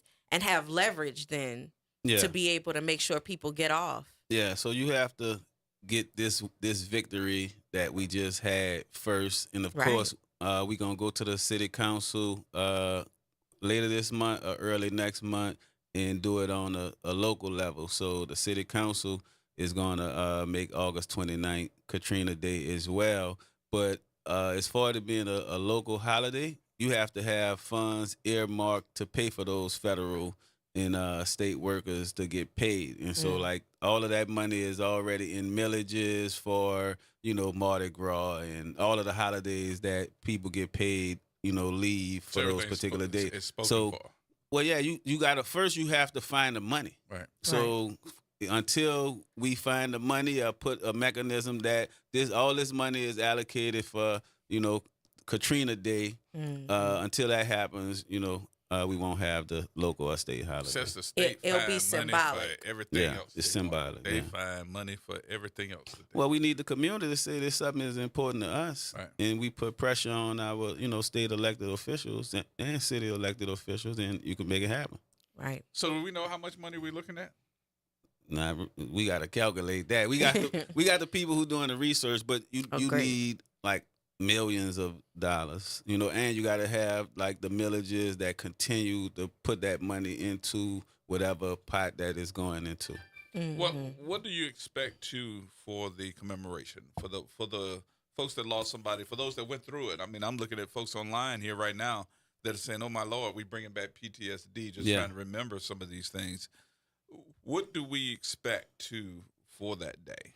This is gonna be a monumental day for the citizens of this city. August 29th, Friday, August 29th at 10:20, we're doing a national moment of silence. So we have a number of different people, entities, citizens, elected officials from around the world, around the globe, actually participating to honor, our folks with this national moment of silence. We have the commemoration, the healing ceremony in the Lower Ninth Ward on Jordan and Galvez. A number of different speakers, pastors. We got artists. We have a second line, of course, a big march, performers. But leading up to that, there's a number of other different things that we're doing. We have a climate comedy workshop in July 19th at Link on Elysian Field, 1701 Elysian Field. We have a film festival where we highlighting and showcasing a number of different films that have been released with Katrina-related stories and topics. So that film festival is going to happen the Saturday before Katrina. We have a big press conference on August 25th, that Monday, announcing Katrina Week. And we have a couple of fundraisers that's happening May 23rd. At the New Society 2040 St. Charles. We're painting a mural on the levee wall, so where the levees was blown. We commissioned B. Mike and the Eternal Seas to paint the mural, so you're going to see some 20th anniversary Katrina artwork. But we got a number of different high-level artists. But I would like to see. Now I'm already done throwing myself into this. Okay, let's go. Look at him designing the day. Here we go. Here it is now. One of the things I'd like to see that I didn't hear you mention. I keep hearing you mention everything, and I think that's beautiful. Yeah. But I would like to see the city. Yeah. Bring something to the table. Okay. Meaning that they need to be able to say, okay, cool. They're going to do this big commemoration. They're hearing these big plans. How do we get involved? Yeah. I'd like to see the cultural department at City Hall get involved. I would like to see them also make presentations at this event. How can they help and put together something that you said it's us? So they involved. They were there. They were there. Most of them were there too. Most of them in the water. Most of them had something to do.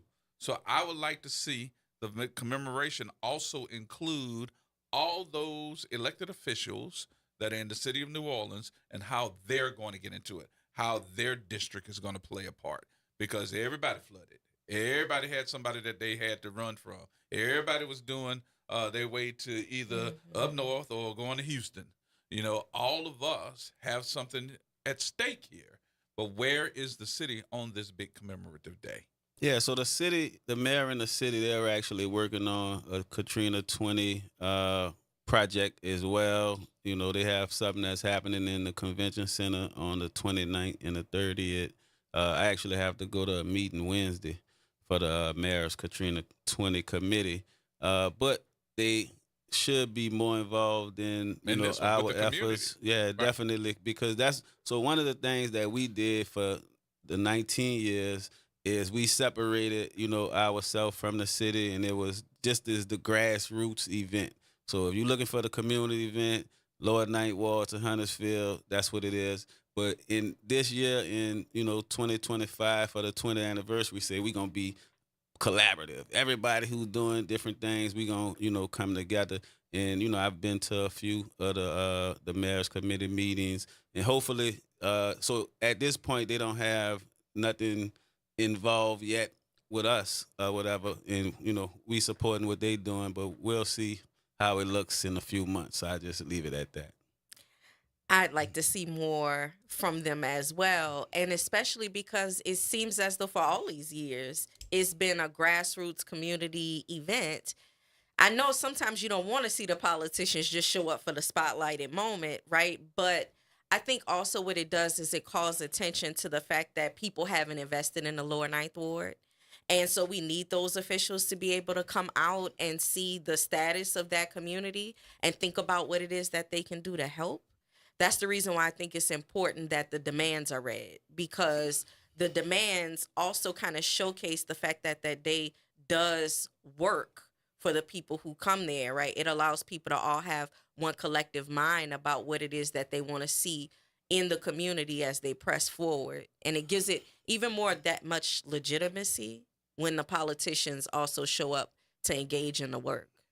I believe we're in a different space also. So like the elected officials have been working with us in the community, period, from my viewpoint advantage. So like I see Oliver Thomas, being accessible in the community and open to doing a lot of work for all different issues, but then also the Katrina anniversary specifically. Same with Councilman Eugene Green. He's been very supportive, and like I said, State Representative Alonzo Knox, Delisha Boyd. A lot of the politicians have been wanting to be involved in community-based stuff presently. So I don't know if it's a different era in Louisiana politics, but I want to give them their credit that I've seen, in the current administration where, they want to be involved.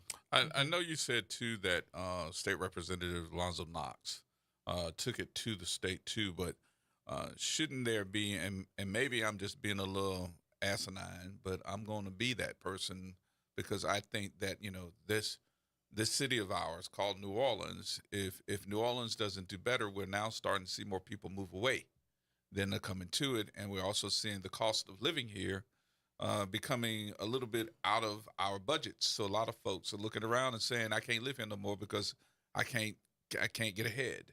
So if we don't do something to get us to a point where it's easier for young folks to get a house, to buy a car, to not have to work 2 and 3 jobs to make ends meet, we're going to have a problem in the near future. And near future is not 2 and 3 years from now. Near future is the next 2 to 3 months because of this issue with tariffs. We get ready to see inflation really start kicking in. Right. So I would like to see not only just Alonzo Knox, but I think this got to go to the governor to be able to say that, look, this is your bread and butter. You have done everything to help the Sugar Bowl, Super Bowl, Mardi Gras. What about Katrina? Because New Orleans lost a lot, over 150,000 folks that we saw lose their houses and get flown out of here and not brought back, one-way ticket somewhere. So I'm looking around and saying to myself, what is the state going to help? Because we just put, $10 million in lights on the bridge? Mm-hmm. Come on. Yeah, I think that's more about what it was that I was thinking, not just about them being attracted to like the grassroots event, but more so like structurally, systemically, how is it that the system could be more responsive to residents that are here and that are still trying to recover still from Hurricane Katrina? The Lower Ninth Ward has a history. And look, I'm not originally from New Orleans, but when I did my research, I found out why the Lower Ninth Ward even exists. And that came from the fact that people that look like me and you couldn't get homes. We couldn't get homes anywhere else. We had to invent our own that let me know all these men and women that worked in these different industries, including working on the shore, had to go to the Lower Ninth Ward just to be able to get their homes, just to build their homes because they were redlined. And I'm thinking to myself, well, this is a history that we should be championing ourselves. And I know that we say a lot that, if they won't do it, we'll do it ourselves. And I commend you for even thinking about it and putting it together because you just didn't do it. You've been doing it for 19 years. My point now is, how do I help you and how does the rest of New Orleans help you to get these folks to realize this is what they need to put their money behind? And just like what you said, what's the difference between what happened to us and 9/11? Nah, big facts. So you can log on to Katrina20.com and RSVP to the actual event. And so, that will help us. So make sure you log on. For the folks in philanthropy, tap in with us and, come support our fundraisers for sure. But I think you're absolutely right. So across the Lower Ninth Ward had over 90% homeowners, over there. And that's a lot what this is about. It's like homeowners, renters, at-risk folks, the folks in poverty. And that's why a lot of people are leaving, New Orleans, because the wages, the wages is slave wages. And, we want folks to have living wages so they can thrive and not just survive. And, I was talking to State Representative Delisha Boyd about that, Friday, because she said she tried to put bills up every year, and they got 70 politicians that shoot her bill down when she's trying to raise the wages to a living wage. Right. And so, we need to support the politicians who out there fighting for us to help and make it better in the community and make it better in the city so it could be thriving. So when you ask about, what's the next 20 years look like, because these 20 flew by for folks who it's 20 years later. Right. Hey, let's make this a thriving community, a thriving city that our kids can grow up and be prosperous in whatever career field that they pick. So that's just important. We want to have a New Orleans where the kids, the possibilities, the opportunities, is just endless. And so unless we do it intentionally and we make sure we work together as a community, we going to have 20 years of what we had. All right. I'll tell you what we do. Let's take the break real quick here. We'll come back. And we'll get some more conversation going in just a minute. The number 504-582-9422. We'll take some of your telephone calls too. That's 45 in the building to have some more conversation. I said that right? Let's get it. You must have liked that then. Yeah, I felt it. I felt the energy. Let's go. More coming up, y'all. Everybody hold tight.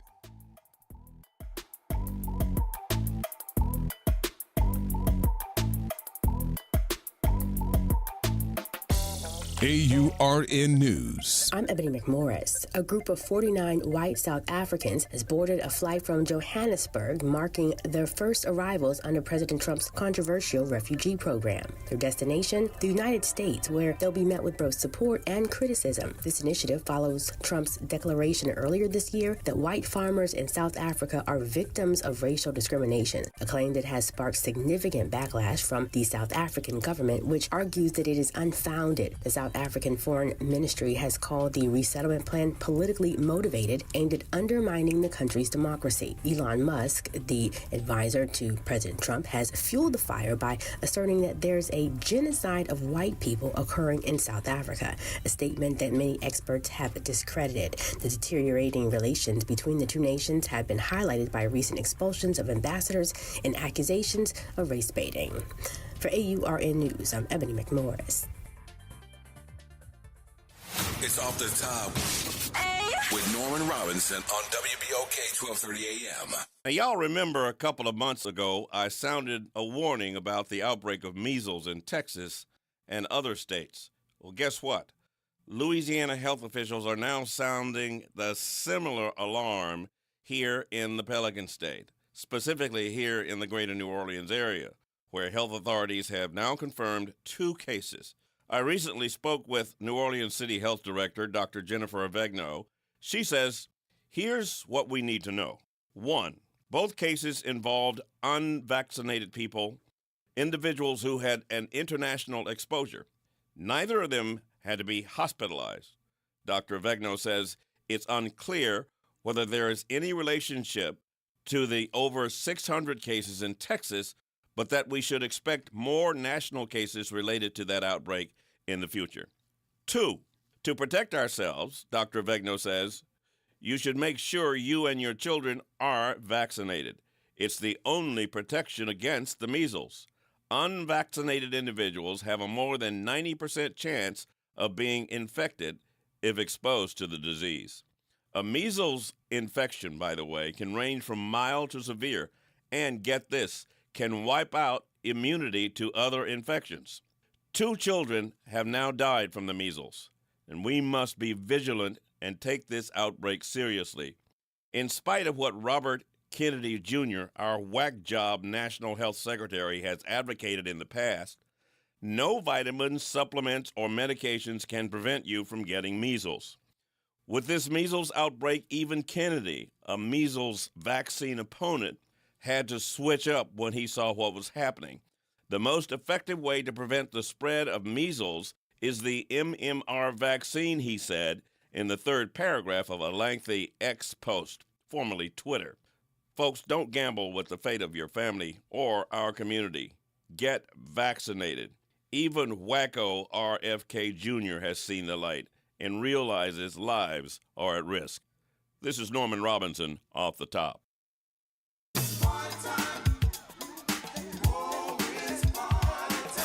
That's right. It's party time each and every Sunday night at 7 p.m. on WBOK. It's the Throwback Throwdown with DJ Wick as he brings you the best in old school from the 70s, 80s, 90s, and the early 2Ks. Plus, the party goes to another level at 9 p.m. with the Throwback Throwdown Party Mix to round out the night. It's the Throwback Throwdown Sunday nights at 7 p.m. on WBOK and on the World Wide Web at WBOK1230.com.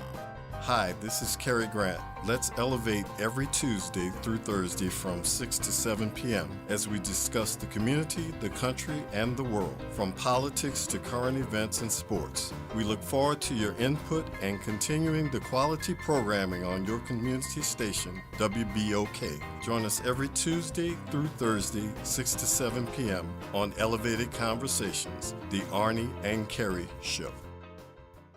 The legendary Broadway show is back. The Wiz. The Chicago Tribune raves. It's an eye-popping, high-intensity revival and a cause for celebration.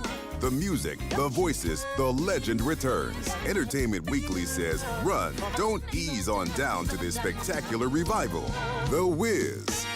Playing the Sanger Theater May 13th through 18th. Tickets at BroadwayInNewOrleans.com. This summer, let your child's creativity shine at Camp Art, New Orleans' most vibrant, arts-driven camp experience for kids ages 4 to 12. Hosted by Beyond Stage, Camp Art blends visual art, theater, music, dance, and creative writing with New Orleans history and culture. Plus, field trips, guest artists, and camper showcases. With full-day programming before and after care and sessions starting June 9th, it's the perfect fit for working parents. Fun, enriching, unforgettable. Register now at BeyondTheStageLLC.com/Camp Art and follow us on social media at Beyond the Stage LLC. Visit DePaul's new Algiers Health Center at 2801 General de Gaulle Drive to receive primary and preventive care for both adults and children. Services also include behavioral health, imaging, and on-site pharmacy, vision, Medicaid enrollment assistance, and more. For appointments, visit DePaulCommunityHealthCenters.org or call 504-207-3060. I'm Wendell Pierce. Thanks for making WBOK your station. WBOK.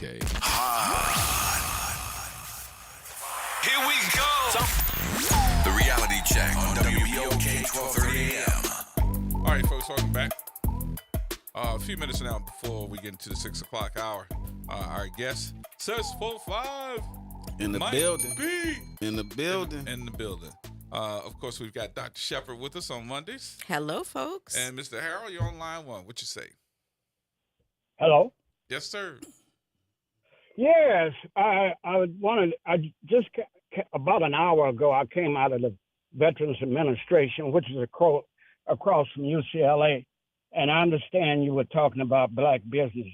I was just wondering if you're still on that subject. No, sir. Because one day we got past that one, but what you got? You had something to say? I have a whole lot to say, but I see you just have a little time left. I'm looking at the clock, and what I wanted to say is black business. What black people lack is education, and like I told you before, I could show you how to buy real estate if you just got out of jail and didn't have a dime's worth of credit. Okay. I got my real estate license. I was 26 years old, and I'm 88. I'm 88 today. And one of the businesses. Happy birthday! Happy birthday! No. Oh. No. What did I say? I'm 88 today. Yeah.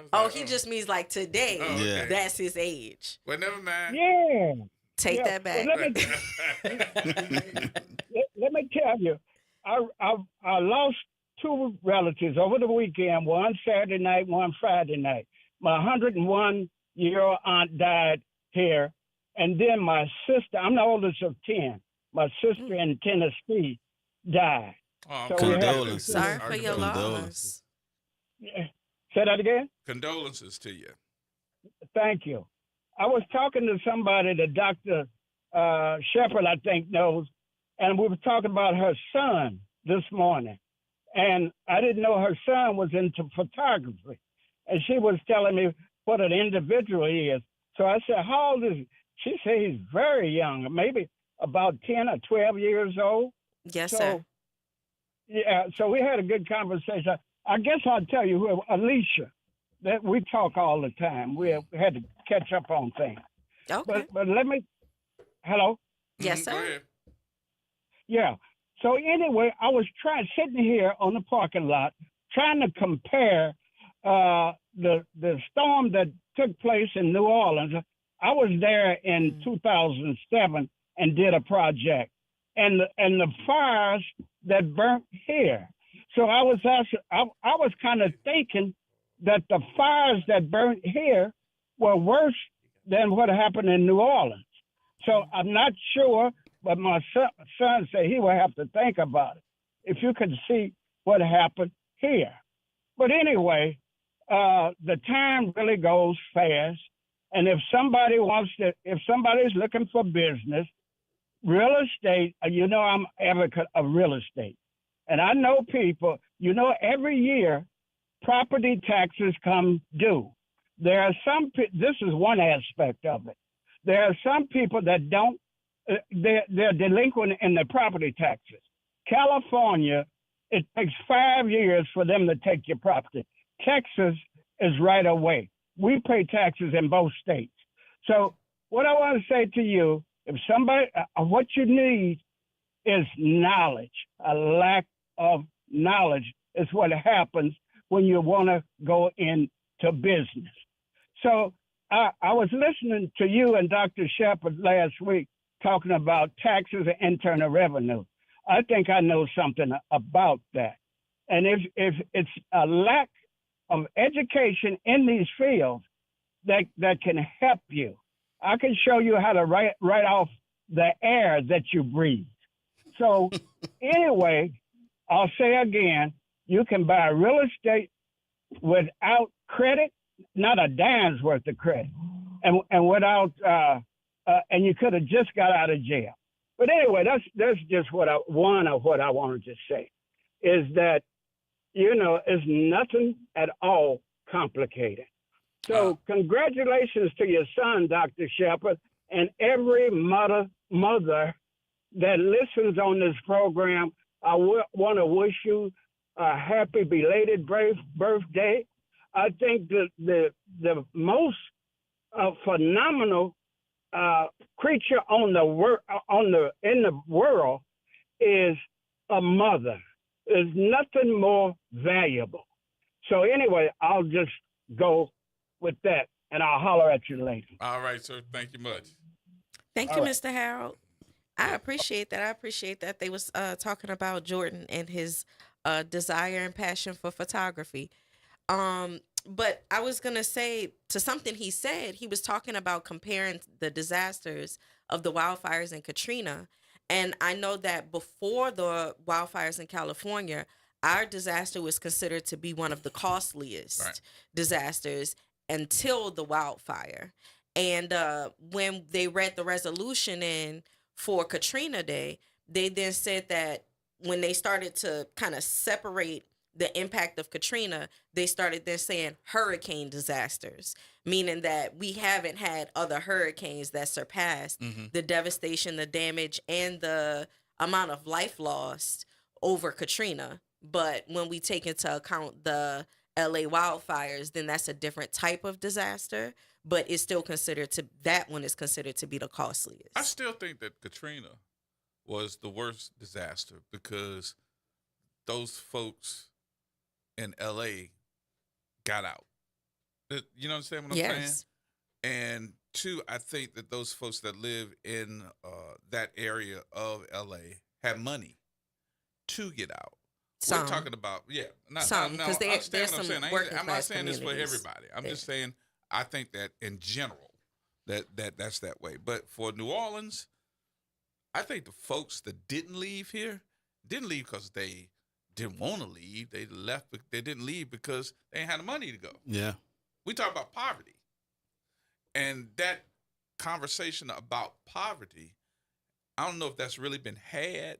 I know it's part of the data, but has that conversation about the poverty level here and why these folks didn't leave, had that been talked about?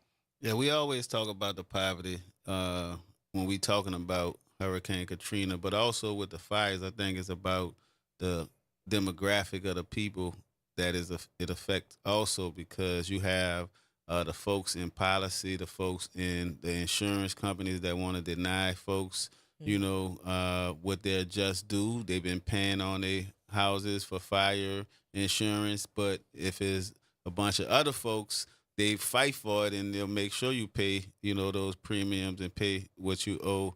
But the same way with us, you know, it's like they promise a lot of folks they closing down the housing units in the St. Bernard and Desire, Florida, Uptown, and then they don't put as many units back online. So now we fighting for, you know, housing. Yeah. You know, it's a housing shortage, you know. Right. So there's all kind of correlation based off the people who is affected most.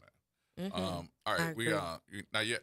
Okay, you had another one. Well, I was gonna say definitely Katrina was one of the worst disasters, and I'm with you when I say worse, because I would think the way that people experience suffering was on a scale that we hadn't seen before. Plus, all of the disasters that happened after Katrina got the reaction from the federal government that they didn't give us. So they got immediate action. They knew how FEMA should be deployed. They were declared an emergency. Right. They went into a state of emergency immediately afterward, but they learned all of that from us. Yeah. So I think that's what makes ours the worst. All right. We'll take the break here. You got a few more minutes? Yeah. Okay. All right. More coming up. Yeah. SS45 in the building. More next.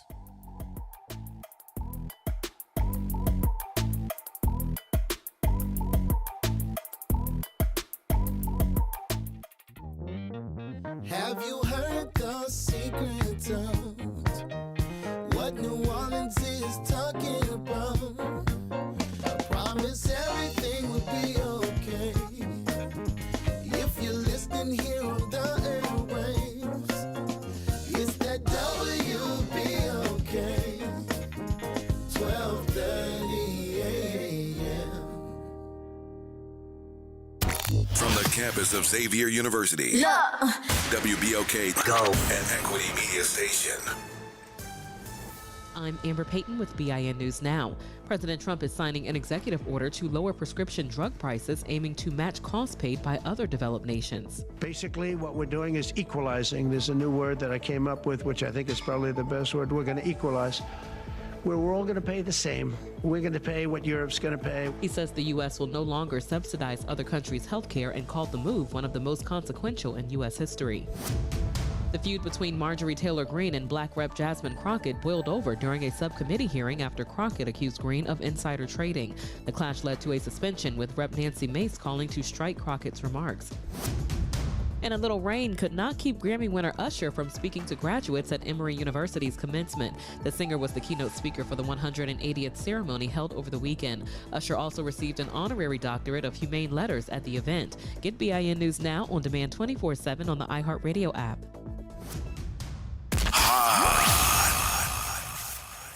Here we go. The reality check on WBOK 12:30 a.m. All right, folks, welcome back. Welcome back. Final few minutes here. We want to make sure that we get everybody in. Alicia? Hello? Yes. Hey, Dr. Shepard. Yes. I usually don't call in for the long wait, but I hung in for you and for Mr. Harold. We were talking about. I told Mr. Harold about your son. I was so fascinated about your son. I didn't know that was your son until I peeped in at your dad. Yes, ma'am. And I saw him sitting there with his camera, a professional camera. Mm-hmm. And he was taking pictures from, I think we were on the 20th row. Mm-hmm. And I said, you're a photographer? So he said, yes, ma'am. I said, do you know Dr. Ashanta White? He said, yes, ma'am. I said, would you like to take a picture? He said, yes, ma'am. I said, go down there. I said, when you go down there, you tell her that I sent you. And then he came back. I said, well, no, what you need to do, since you're a photographer, let me show you what to do. See that person over there? That person is this, this, this, and this. Go take their picture. See that one over there? That's so-and-so and so-and-so. Go take their picture. And, baby, that was a wrap. Yes, ma'am. You could not tell him he was not a photographer. He was awesome. I told him, I said, see all those other ones with their cameras and they're taking pictures? That's you now. You go down there and take whoever you want. Wherever you see them, that's where you go. And I mean it when I said to you, he need to get a press pass. Yes, ma'am. He is awesome. Yes, ma'am. Thank you so much. Yeah, he's really been showing his passion for it. And from him going to the different events with me, then he's running into people and then finding himself in very photogenic environments and really stepping up to the occasion. He's really awesome. He worked that room. Yes, ma'am. He really worked that room. Mm-hmm. He's awesome. Keep up the good work.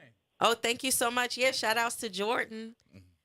He's out there somewhere. Yes, hey, Jordan, keep it going. Yes, ma'am. Thank you. Thank you for calling in. Yeah. All right, there you go. Jordan's sitting in the other room, too. Mm-hmm. By the way, for those who want to know, you want to call him in and tell him to get his moment? Also, he could come do a little interview. Huh? He gonna do a little interview. He might have to do his little interview here before we get out. Yeah. That's fine. I'm going to get back to Seth here for a minute, though, before we get, because we asking him to hold on here for a minute. What do we need to do to get involved into this? And we haven't gotten into the documentary at all. We didn't, and we have other things to ask him about because you said it. Seth does everything around the community. We haven't even talked about Youth Day NOLA yet, so right. It's gonna take a lot more time to be able to touch all of the different aspects of what he does. But okay, so how is it that people should get involved with Katrina Day? Katrina the website is the best way. So Katrina20.com.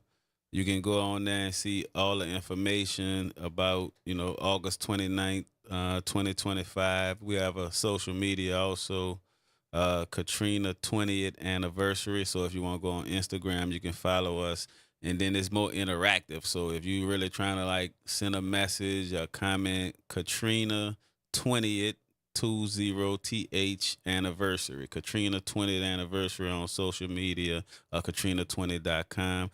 But Cess45, that's my social media. Y'all can always reach out to me. I'm at 1840 North Claiborne in the city, by Nothing But Fire. That's where we located at, right there in the heart of the 7th Ward.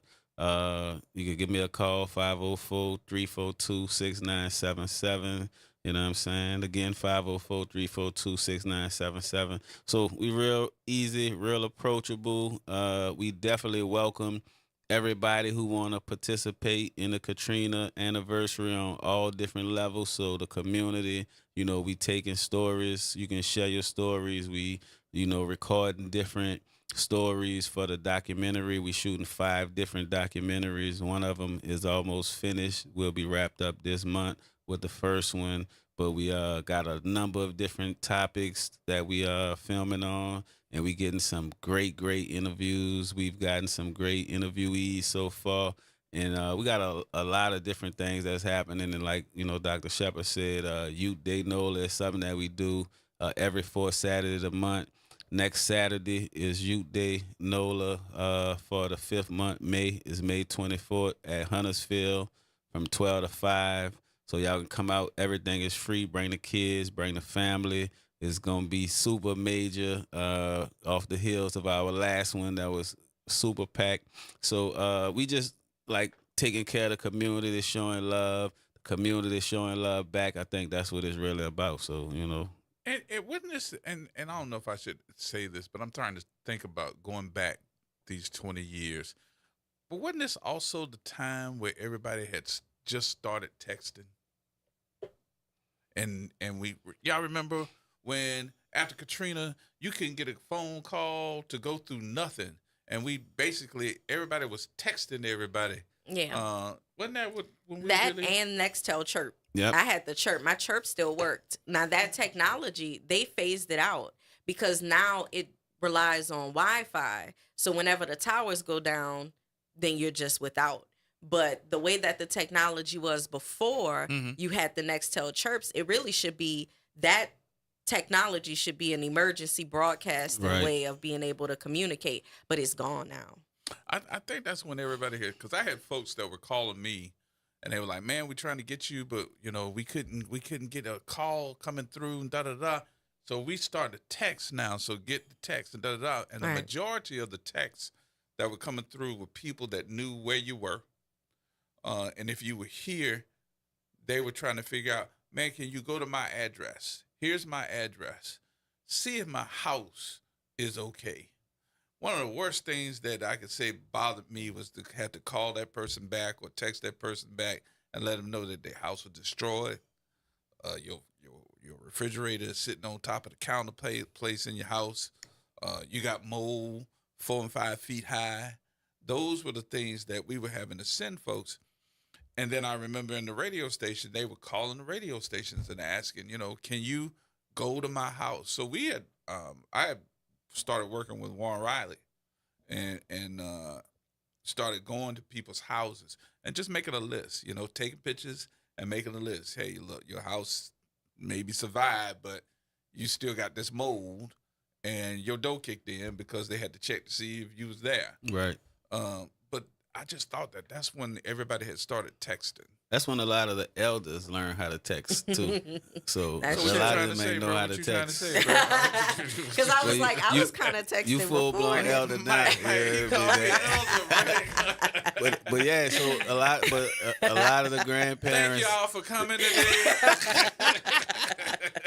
Yeah, that's when they learned because the calls wasn't going out. They weren't going through though. Yeah, so they had to text. So they're a little more fluent. Yeah, I'm that old now, bro. I said the elders. You wasn't included in the elders then, but you are now. Yeah. You ain't lying. You is right. So I'm gonna ask you this. I want you to tell me from A to Z what you think of off the top of your head. Okay, bet. What you need? So we need a lot of resources. Give me the resources. So somebody can funding, call you up and say, yeah. Hey. So funding for sure. So the scale, we going on a high level for Katrina 20. So we fundraising for $1 million. We have a event in 2 weeks that we have like a big old fundraiser, cocktail fundraiser. You know, we looking for folks to come write checks. It's invite only, so you got to kind of reach out to us to be invited to this event. We have another black tie fundraiser in July, but you can definitely tap in with us on the Katrina 20th anniversary or the Katrina20.com. But we need the community, more than anything though. So everybody just coming out. Being a part of this celebration because it speaks to the world. So the world look at how you honor yourselves, and I've never had a problem with the 5th anniversary, the 10, the 15, or the 20. So I know we're going to get thousands and tens of thousands of people coming out. The news media go crazy on these, big anniversaries like this. We also have a Katrina 20 commemorative jersey that I'm doing great. It's a fundraising tool, but it's a great item, collector's item. So you can go on the website, Katrina20.com, and purchase your Katrina 20 commemorative collective jersey.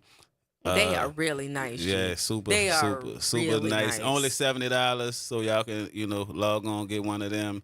And come out because, we want to flood the streets and show we all together, so that's one of our goals. And they should get them. I mean, look, we can go on there and get these Saints jerseys. I ain't hating on the Saints. Right. But your quarterback that y'all got and paid $75 to $150, he just said goodbye. Facts. Womp womp. But we looking for those organizations too. So the Gal Bensons with the Saints and the Pelicans, we want those type of entities to participate and come along with the community because a lot of times, and there's no disrespect or knock to the Bensons or any of those entities like that. They do community work, but it don't necessarily be with the community. It don't touch you. Yeah, and we would love for them to get involved with the community, the grassroots community, events on a high level, though. You know what I'm saying? We need some of these Saints players, some of these Pelican NBA players to participate. Conversation though with some folks that like the folks with NOLA, the NOLA coalition. They have $7 to $14 million that they're trying to raise. So what's that money going to go to? But Mike should be able to help you. The folks, Walt Leger Jr., all of them should be able to say, like, this is something that we need to get involved in. And I'm a member. You should become a member too. Do I need to walk you in there? Yes, of course. Okay. All right, I'm going to call you. Let me know the next meeting. I'm there. Thursday. I'm there. What time? 4:30. What time? 4:30? Text me the address. Don't say it over the air. Yeah. So yeah, I mean those are the types of meetings that I'm looking at, and I'm sitting in there with all these folks. They got a whole lot more money than me. Yeah. That are sitting there telling me, hey, this is what we're going to do. And it ends up being a conversation more so, and this is not to say anything bad, but it usually ends up being a conversation more about policing than it is about community. And honestly, I understand the police aspect of it, especially when you're looking at another culture of folks, but I need them to understand what the community is asking for. And this is what I'd love to hear the presentation. Yeah, they got to invest in the people because you've been investing in the policing, for 100+ years, and ain't nothing changed. It got divesting worse. Into the community and education and stuff like that, and it's just not, showing a correlation of effectiveness.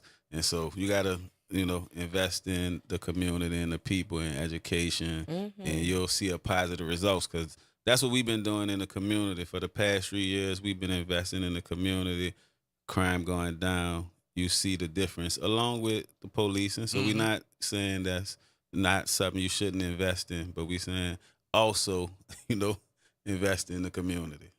Mike, you were saying something. Okay. All right. Could I just say, at Youth Day NOLA is when my sons Jordan and Max, they won a piano, and they also won piano lessons. So I think that it's important to, at least for me, to recognize when I'm sitting in the vision of another person, right? When it's something that you all decided to put together to bring resources to people, and then here we are, we just come to be a part, and yet it still enriches us. My boys now are musically literate, and they've gone from the piano, shout out to Mr. Edward and Nola Keys and his initiative as well, but they started them on the piano, and then they learned how to do drumming. They do African drums, they do snare drums, and so much more now. They're musically literate because of Youth Day NOLA, and I'm sure that it has those kinds of ripple effects throughout the community. So I just wanted to say shout out to you again for that kind of work, and maybe speaking more toward the fact that your actions have a ripple effect throughout the community. I appreciate that a lot. Those testimonies, from a parent, not from Dr. Shepard, but Dr. Shepard as a parent, right. Is important, No, I was joking. Jordan, too. Give him that microphone for a minute. I won't give him this chair. I want him to get a real interview. Come say hello, sir. Hello. Good How evening. are you? Good. Tell everybody your name. My name is Jordan Sargent. And I'm 12 years old. And you are how old? 12. 12. Going on 50. You the photographer extraordinaire? Yes. He did not say no. Yes, he is the And photographer you are extraordinaire. So what have you learned so far? A lot. Well, let me say this, Jordan, as you get your thoughts together behind your photography. When you were out inside the hallway, people started calling over the radio, talking about how good of a photographer you are, and seeing you at State of the Black People Power Tour.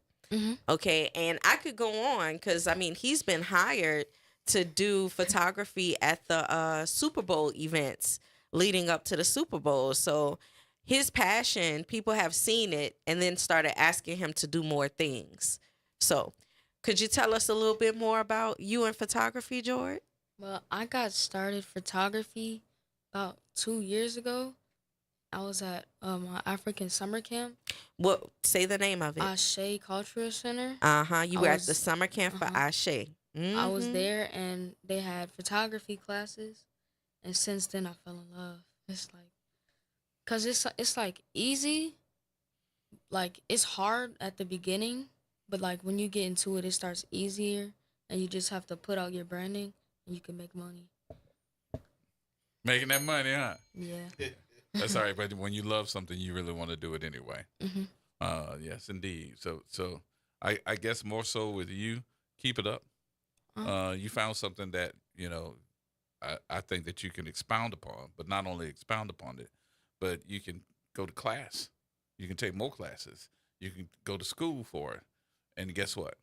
Then we all going to be coming to see all of your work in the galleries. Or you're going to expound upon stuff where you want to go into film. And what do you want to go into? I've been thinking about film. I like photography more. Like, I kind of want to do both because the camera that I have right now, I can't film. So I'm thinking about getting a camera that can film. So I have 2 cameras. You got all that money, though, huh? I don't have money. Who got all that money? My mom. Wait, hold up. Don't say that on there. Hold on. She got a lot of money, right? She got a whole lot of money. Say yes. Don't say yes. Don't say that on there. She got a whole lot of money. She gonna buy you that $50,000 camera, huh? Oh, the kind you gotta sit on your shoulder. There you go. But keep up the good work. You're doing well. But you've been talking about it for a minute, though. How long now? You said 2 years you've been doing it, but you've been talking about it because I hear all y'all's conversation, and you never tell them no. No, sometimes I'll wait and ask him more about specs and stuff, because then he'll start to know oh, this is what I want, or this is what, And so sometimes I have to slow him a bit down to make sure he's doing more of the research. But the camera that it is that he has, that's the professional camera, is something that he researched. He put the bid in on, he begged for, and then I got it for him. The lens that it is that he has, same process. And somebody else saw him shooting and was like, I think I have an extra lens for him. So we might be able to pick up a lens from somebody that can make his pictures even better. And he's been recording things for me. I'll give him a few little dollars, put a little something in his pocket for it. And other people have doing the same. No, she does it. Oh, okay, all right. I'm going to get you in trouble, bro. I'm going to get you in trouble. You can tell me later. Now, hold on now, because it is exploited labor. Okay, I don't need him unionizing on me or nothing like that. Yes, he is. We're going to get you in the union, bro. We're going to get you in the union. So when she asks the stuff, there's a rate. Union wages. Congratulations, Jordan. All right, we got to take another break. We'll take the break here. More coming up, y'all.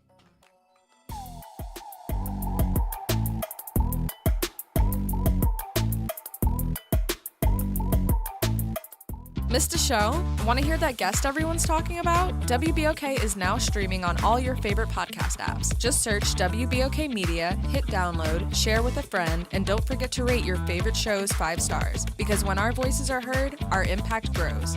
Connect with NOLA Public Schools. Follow us on Instagram, Facebook, and X for the latest updates. Sign up for District Digest, our official newsletter where we share district achievements, celebrate student successes, and keep you informed about our vision of providing a high-quality education. And don't miss our school board meetings. Watch in person or live stream on YouTube. Stay informed. Stay engaged. Visit NOLAPublicSchools.com today. Again, that's NOLAPublicSchools.com. The legendary Broadway show is back. The Wiz. The Chicago Tribune raves. It's an eye-popping, high-intensity revival and a cause for celebration. The music, the voices, the legend returns. Entertainment Weekly says, run, don't ease on down to this spectacular revival. The Wiz. Playing the Sanger Theater May 13th through 18th. Tickets at BroadwayInNewOrleans.com. The Tuskegee Airmen Flight Academy of New Orleans is soaring into its second year and looking for Orleans Parish High School students that are interested in aviation. Applications are now being accepted at NOLARedtails.org through May 19th. Again, the website is NOLARedtails.org. The Tuskegee Airmen Flight Academy of New Orleans, where the sky is no longer the limit. Visit DePaul's new Algiers Health Center at 2801 General de Gaulle Drive to receive primary and preventive care for both adults and children. Services also include behavioral health, imaging, and on-site pharmacy, vision, Medicaid enrollment assistance, and more. For appointments, visit DePaulCommunityHealthCenters.org or call 504-207-3060. New Schools for New Orleans is committed to celebrating the hardworking teachers of New Orleans. Thank you to all the educators who came out to the 4th annual NOLA Teacher Fest at Champion Square. We had over 2,000 attendees. Special thank you to our sponsors, Allstate Sugar Bowl, Entergy New Orleans, Raising Cane's, Align Ed New Orleans, Agenda for Children, and Oshner Children's for their commitment and support. Teachers and school leaders, enjoy the summer break. Making a difference in the community. WBOK 1230 AM. The Reality Check on WBOK 1230 AM. All right, folks, welcome back. Welcome back. It is Monday afternoon, so of course we got our good folks coming through. I want to thank Cessful 5 to having some conversation about what's happening in the community. And of course, giving Jordan all of his props because that young man does it. He does do it. Also want to thank Malika Honoré from The Verdict for being on with us and giving us a whole bunch of information and talking to us about credit and talking to us about her business, calling The Verdict, the restaurant and entertainment lounge out at 9301 Lake Forest Boulevard in the East. She's been there for, 3 years now and been doing the daggone thing. So we want to thank her for being on with us. And she is giving us a whole lot of hope and a whole bunch of other stuff, too, to let us know that she's going to come back and she's going to share with us. All right. Also, the 20th anniversary of Hurricane Katrina. It's a second line rally and national moment of silence. That is going to be on August the 29th. You can RSVP at katrina20.com. That's RSVP at katrina20.com. Make sure that you do it. And look, and you can see those. I think they're handing these out a lot of different places. So if you get one, I'll just hold it up so you can see it. It's got a QR code on it too. So make sure that you go to the QR code and be a part of the conversation. There you go. I didn't say this earlier, but I need to say it now because I don't want them to think that I'm just throwing shade, because I'm not. I want to say to our good friends at Xavier University, congratulations, because I saw a lot of the photos that were all over social media, especially Facebook. Want to say great and congratulations to all of the folks that came in and supported Xavier University, because we saw a lot of folks putting on their best, giving up some great money. Whoop, whoop. And I think even Magic Johnson gave like, what, $500,000? Doing that in order to say to our good friend at Xavier University, who has given his life to making sure that folks, it's interesting when you have somebody that come up to you and say, you know, if it wasn't for him, yeah, I would have never gone to Xavier. Oh, when I was at Xavier, he'd walk up to you and tell you, make sure you go into class and do this and do this and do this. And I was thinking to myself, how many of us have had that in our life? Mm-hmm. I actually had it in mind. Go ahead. Not my college professors, but my elementary. Oh, that's sweet. Oh man, he stayed on me. And back in my day, I don't know if anybody else remember this. You ain't gonna remember this. You too young. Oh, come on. Thank you. Yes, I am. Mm-hmm. I think they stopped that. Did they stop corporal punishment in your? Oh yeah. Ain't nobody put their hands on me. No. Mm-mm. We had it in our. Like class. in the school. In the school. We used to get the whippings. But let me also say, the paddle. I was a really sweet, good child. I tried not to go against the grain like some other people that I know. Where you going, G? Where you going? The show ain't over. I thought the show was over. It ain't over yet. I wouldn't have needed to be whipped. Okay. I didn't get whippings. I just got stuff taken away from me. Yeah, I would get punished, but not that much. I was a child to do the right whipped. stuff. I got whipped one time. And what you did? It ain't what I did. It's what they thought I did. Oh, that's the worst. And the worst part about it is my elementary principal. His name was Mr. Kelly. I never knew his first name. All I knew was Mr. Kelly. Mr. Kelly was one of the first black assistant principals in the school. And when he walked through the hallway, you know, my elementary school was like from the first grade all the way through the 6th grade. Okay.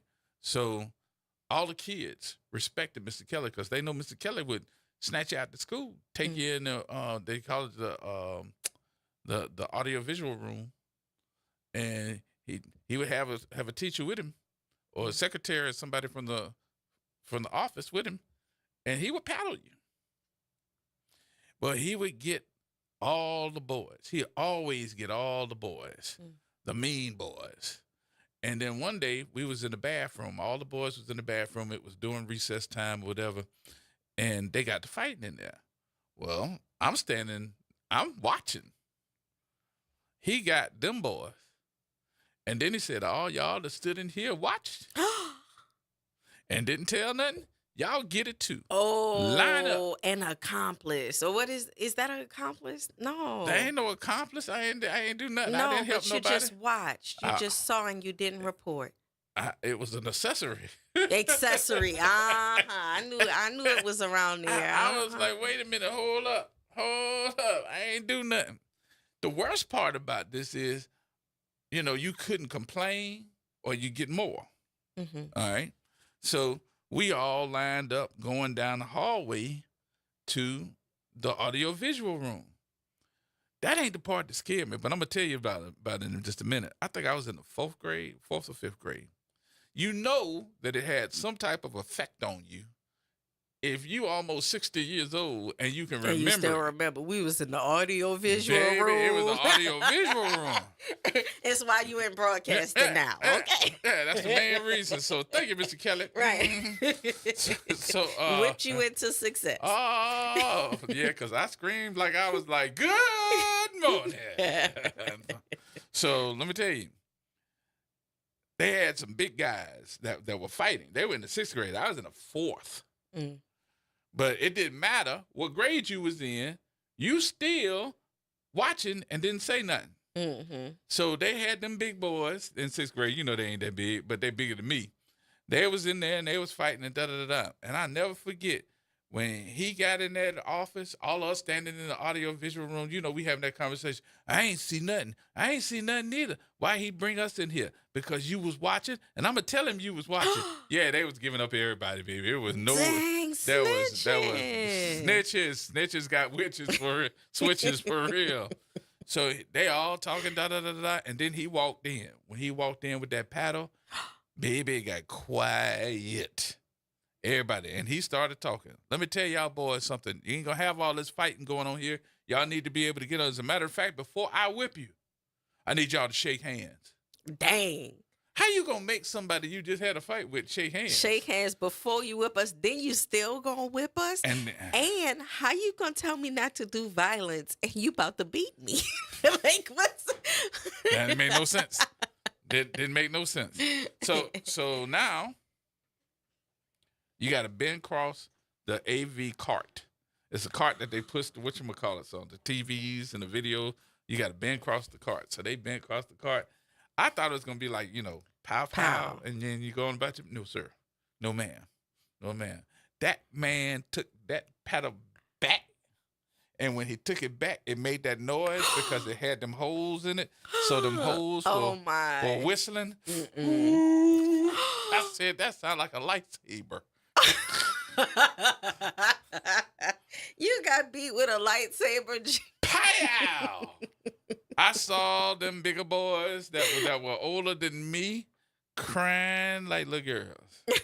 Oh, yeah. Now going back to your classroom. The great equalizer. Oh, when it came to us, he made a speech. It was like 4 or 5 of us. Now, he ain't hit us as hard. Mm-hmm. But it was the fact that he took that thing back that first time. It was traumatizing that this is getting ready to be you. Mm-hmm. And he didn't go all the way back, but he did go back further enough to let you know. Pow! Baby, it was my turn. I got up there. I was going to take it like a man. I was like, well, let me go and take mine, da-da-da-da. And he said, I'm surprised at you. Mm. He said, but you're going to find out more later on anyway.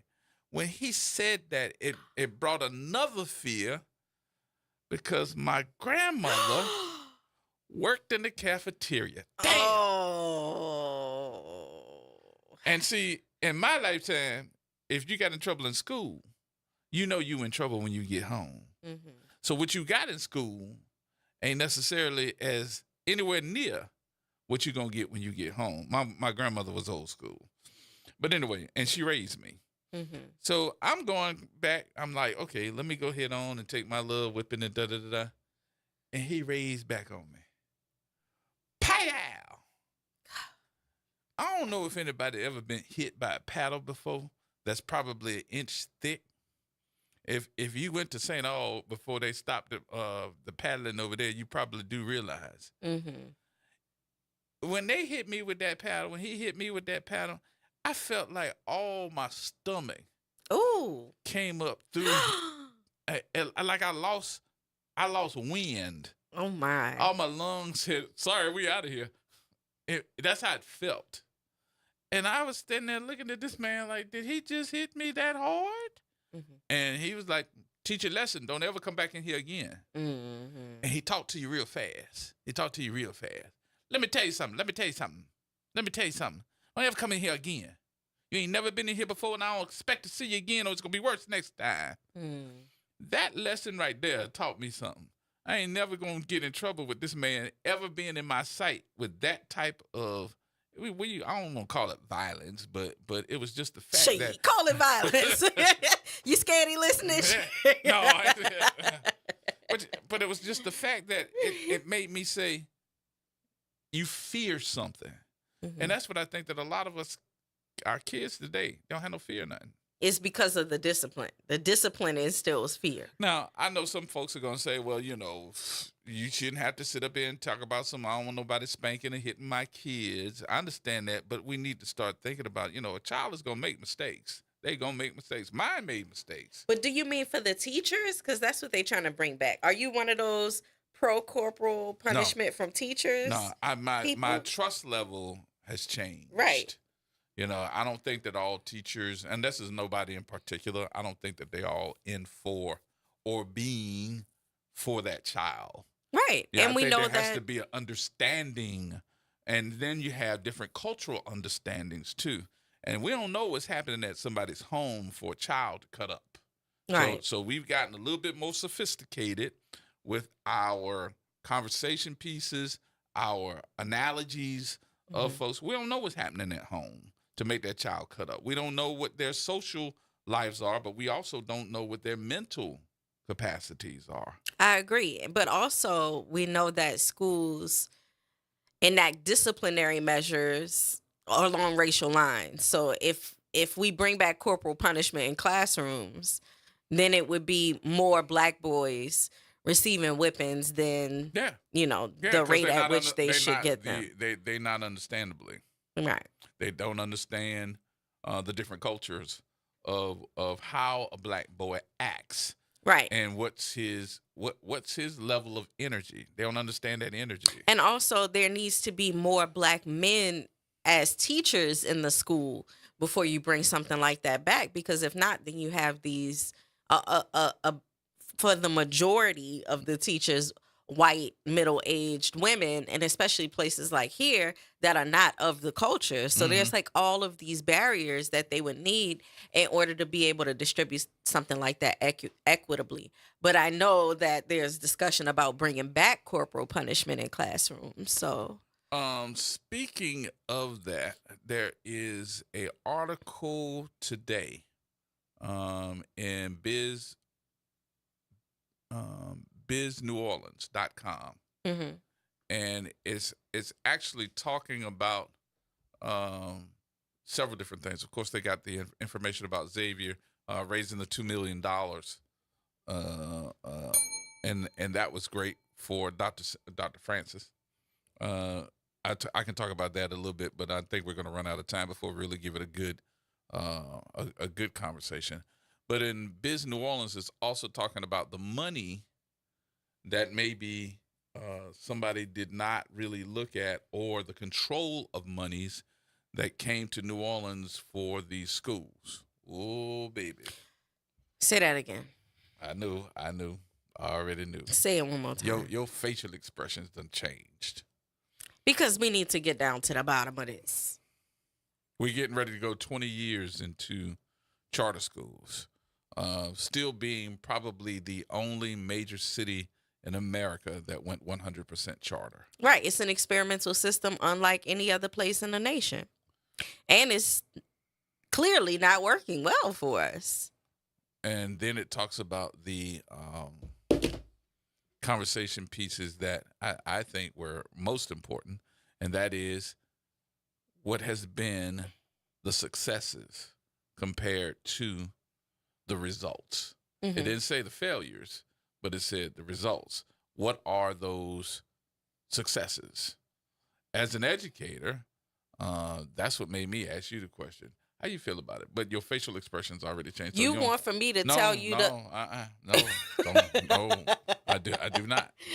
You mean what you trying to ask me is? No, I already. Your facial expressions change, and when they change, it made me go, "Oh no, don't answer that question." No, because I mean, there's so many failures that as soon as you go ahead and you isolate it and say, okay, don't tell me about the failures, well, then you're not really weighing your successes properly if we can't adequately discuss the failures, because the failures are massive and monumental. Anytime that there's a $30 million accounting error, I mean, come on, we can start there. And if anybody's ever been to those school board meetings, then you could see that there's no accountability that's happening there. That it seems as though the proceedings that you see in front of you have very little to do with actually reforming the school system or the students. And we've seen them go to a 150-point grading scale, a 200-point grading scale. And when we converted those figures on this show, it came back that on a 100-point grading scale, they would be failing. Mm-hmm. So we know that they're doing all kind of funny business to try to float something off as success. So no, you can't talk about success. You have to talk about the failures. And I think that the only reason why somebody would say that is because the failures outweigh the success. If we have that many people who are only functionally literate and not truly literate, Mm-hmm. and so much so that they're failing standardized tests and the schools are failing, and the progress is something like 3 and 4 points and stuff like that every year, well, then that's not success. That's failure, and you're trying to find ways to minimize the way that it actually impacts students and families. And it's really sad because children are the future. So that means that this is what our city is going to be putting out in terms of in the next 30 to 40 years, when you need doctors and nurses and lawyers, and we'll have to continue to recruit from other places. Yeah. And then also what that's going to mean is that our children then won't receive the best jobs available. They'll be inside of the service industry doing low wage work for very little benefit, and the catering to the tourism industry, which is a whole nother aspect of that. So no, I don't want to talk about successes if we can't be real about the failures. Which is why you didn't want to ask me about it. No, I did not. And I didn't tell you about it. I just kind of weighed in a little bit. I didn't actually talk about it. I just weighed in. But if you think about, too, the money, millions, billions. This year. Yeah. Mm-hmm. You know, are we getting our money's worth? What? It's a facetious question. I already know. It has to be. Are we getting our money's worth? No. But the point of it is that someone is getting the money. And that's what the actual point of it is. Mm-hmm. Because the school system is supposed to be a public school system, and we're in the midst of a public-private system that puts the money into the public money into private hands. So somebody's making the money and we're not receiving the benefits of that.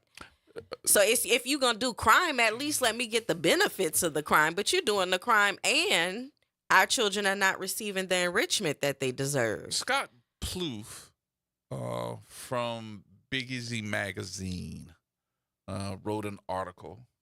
Mm-hmm. And I knew you were going to love this article, so I'm going to send it to you. I want you to read it. Not today. Okay. I want you to read it and then come back, if you can, next week and tell me what you think about it. I'm going to try to get him on the conversation piece. But he wrote a pretty intense article. It's called Public Money, Private Control Inside New Orleans Charter School Overhaul. Ooh. Yeah. I was surprised. I was actually surprised because I thought it was going to be one of those that be like, as we come up upon 20 years, how great we're doing and da-da-da. Right. It is not. Well, that's what the school board meetings sound like. So I just want to make sure I say that it's very not rigorous when it comes to this 20-year mark, which is sad. He actually goes back when he's talking about post-Katrina. Mm-hmm. I'm gonna name some stuff that he's also talking about. Hurricane Katrina, of course, Act 35 Recovery School District, the Charter Management Organizations, the Broward Foundation, the Walton Family Foundation. He's going into all of this stuff, even talking about the 7,500 teachers and school employees that were fired. With the majority of them being fired, and he says in there the vast majority of them black and unionized. Right.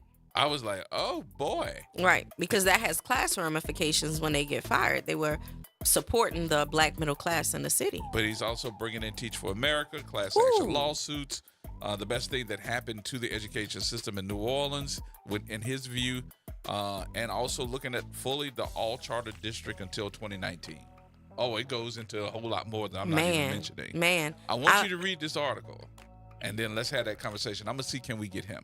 For sure. And also, I would hope that he could talk about if Dr. Wyatt would have been able to be the superintendent. I don't know if that's in the article, but as we head out of the show. I think you just put it in there. Okay, thank you, because we need an honest woman who can account for that missing $30 million and find out where it's at. All right, we got more coming up, y'all. Everybody hold tight. Let's take a break.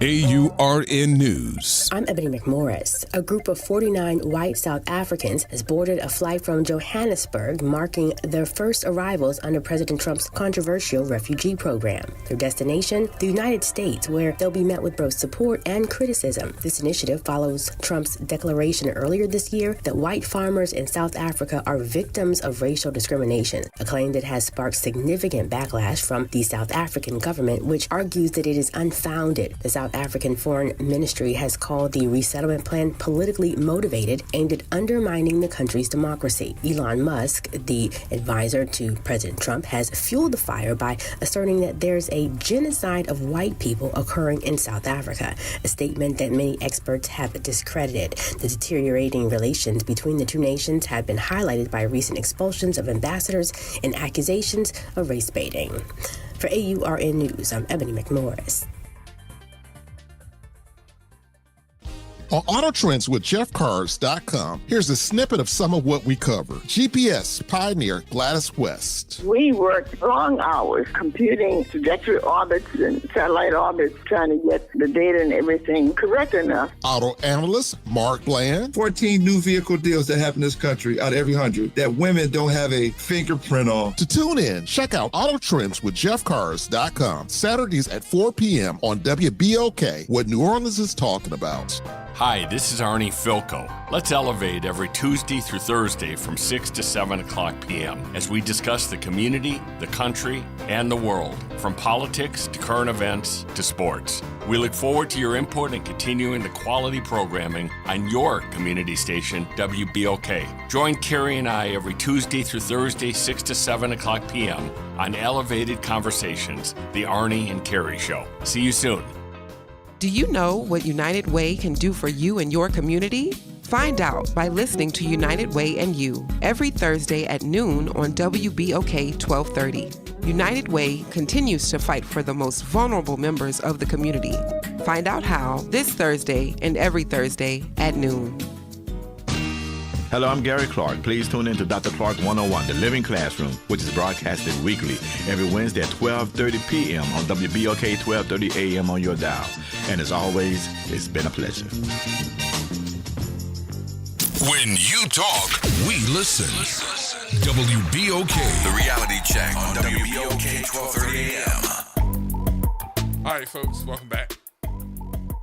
So you done already done some research. Mm-hmm. Dr. Shepard with us here for the final few minutes. Of course I already did research. You looking at this, though? Yes. The rebranding of the Orleans public school system. Mm-hmm. The money missing from the Coghill Charter School. Mm-hmm. Access denied. And it also talks about the one thing that I was like, I'm wondering when they're really going to realize that this is not good. One app. Oh, my God. One app. Oh, my gosh. Did you know that there was a 2010 complaint filed with the U.S. Department of Education's Office of Civil Rights? Mm-hmm. SPLC alleged that several charter schools in New Orleans discriminated against students with disabilities. Oh, I can see that. And by failing to provide legally required services or by imposing harsh disciplinary measures. And they went through a settlement. Just couldn't tell you afterwards. You know, it's interesting to me that people that settle, they usually have to settle and say, sign this NDA too. Right.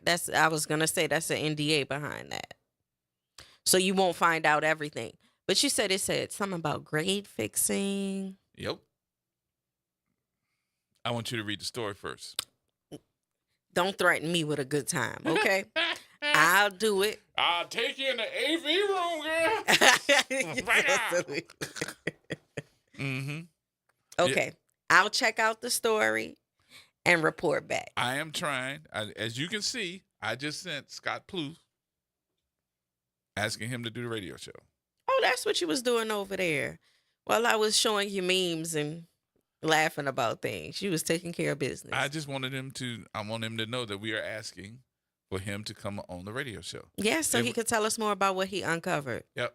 What did he uncover? How he uncovered it? Maybe he can share with us all his information. Because this article is so damning. Ooh. Okay, check this out. Okay. The CEO of First Line Schools, for example, reported a salary of over $191,000 in 2021. Leaders at Crescent City Schools in KIPP, New Orleans, similarly received compensation packages comparable to that of superintendents in large traditional districts, despite managing far fewer students and campuses. Now, you gotta, and what this says basically is that you have a salary of $191,000, but you don't have a campus or students to say that you should receive $191,000. You have a small campus, right? And not only do you have a small campus, you don't have as many teachers and students to manage, but you make it $191,000, which is the salary of the superintendent. Why is that? Because they know someone in the county. Oh, wait. That's not what you wanted me to. We're going to move on. No, also, I mean, these are hookups. $30 million is missing. Yeah. So all right, here you people go. have been able to either dip their hand in and take things, or they know how to make things disappear and call it a mistake, or. All right, let me go into the article. This one's what you've been asking. Okay. You ready? Yes. Despite such findings, enforcement remains minimal. Unlike traditional school districts, New Orleans charter boards are not subject to voter accountability and only loosely regulated by the Orleans Parish School Board or the Louisiana Department of Education. Even when financial mismanagement is exposed, consequences are rare. In 2019, New Beginning Schools Foundation imploded after whistleblowers revealed a grade fixing and nepotism scheme. Did you know about it? No. Why is it not being reported? Because it's going to mess up the gravy train. The network's collapse stranded hundreds of students, but it also has leaders walking out unscathed. Yeah, I remember what happened with what was the school? The school that said, "Oh, y'all had grade fixing." Right. But when it was time for me to graduate, the colleges wouldn't accept them because their scores were remedial. Ding. Ding. But how'd you graduate if you had remedial scores? Well, let's not even talk about what happened with the kids that were supposed to graduate that they thought they were graduating and they didn't because they were taking online classes and they never could. They had to go back and repeat the 12th grade. Right. What was the ramifications of that? Oh, I can tell you. They've been sued. I can tell you who has headed up the case. Who? Suzette Baton-Harris. Oh. It ain't cute. I wouldn't want to have to go up against her. That's all I'm going to say. No, it ain't cute. It ain't cute. So, what's the analysis of what we got? What we got here? If we started looking at the whole charter system, because remember, we're the only place in the world, in the whole country, where we are 100% charter. So if you had to have somebody to look at us, the Education Research Alliance of New Orleans. It's a flawed, corrupt, experimental system that steals money from the public and gives it to private companies who do not yield adequate results. All right, so if you looked at the teachers, not the people that's in charge, not the principals, not the superintendents, not the CEOs, because I was like, we got CEOs at schools. Yes, because it's business. Yeah. So if you looked at it, what would you say the average teacher's salary did? Did it go up or did it go down?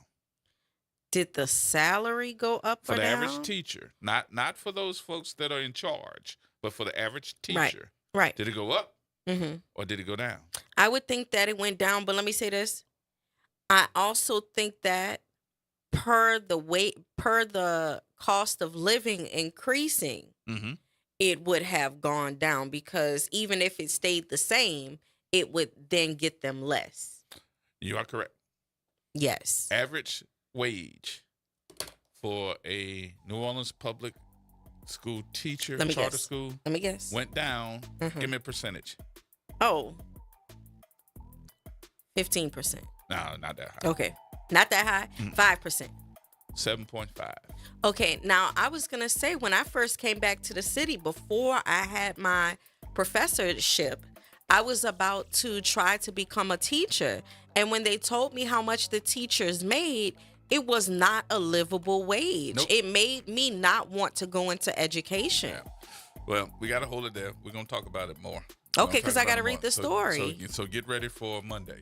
All okay. Right? I'm going to send it to you so you read it. All right, Scott. Thanks, everybody, for being a part of the conversation on today. I want to thank Cess45 and, of course, Malika for being a part of our conversation on today. It was a great show. Y'all be good.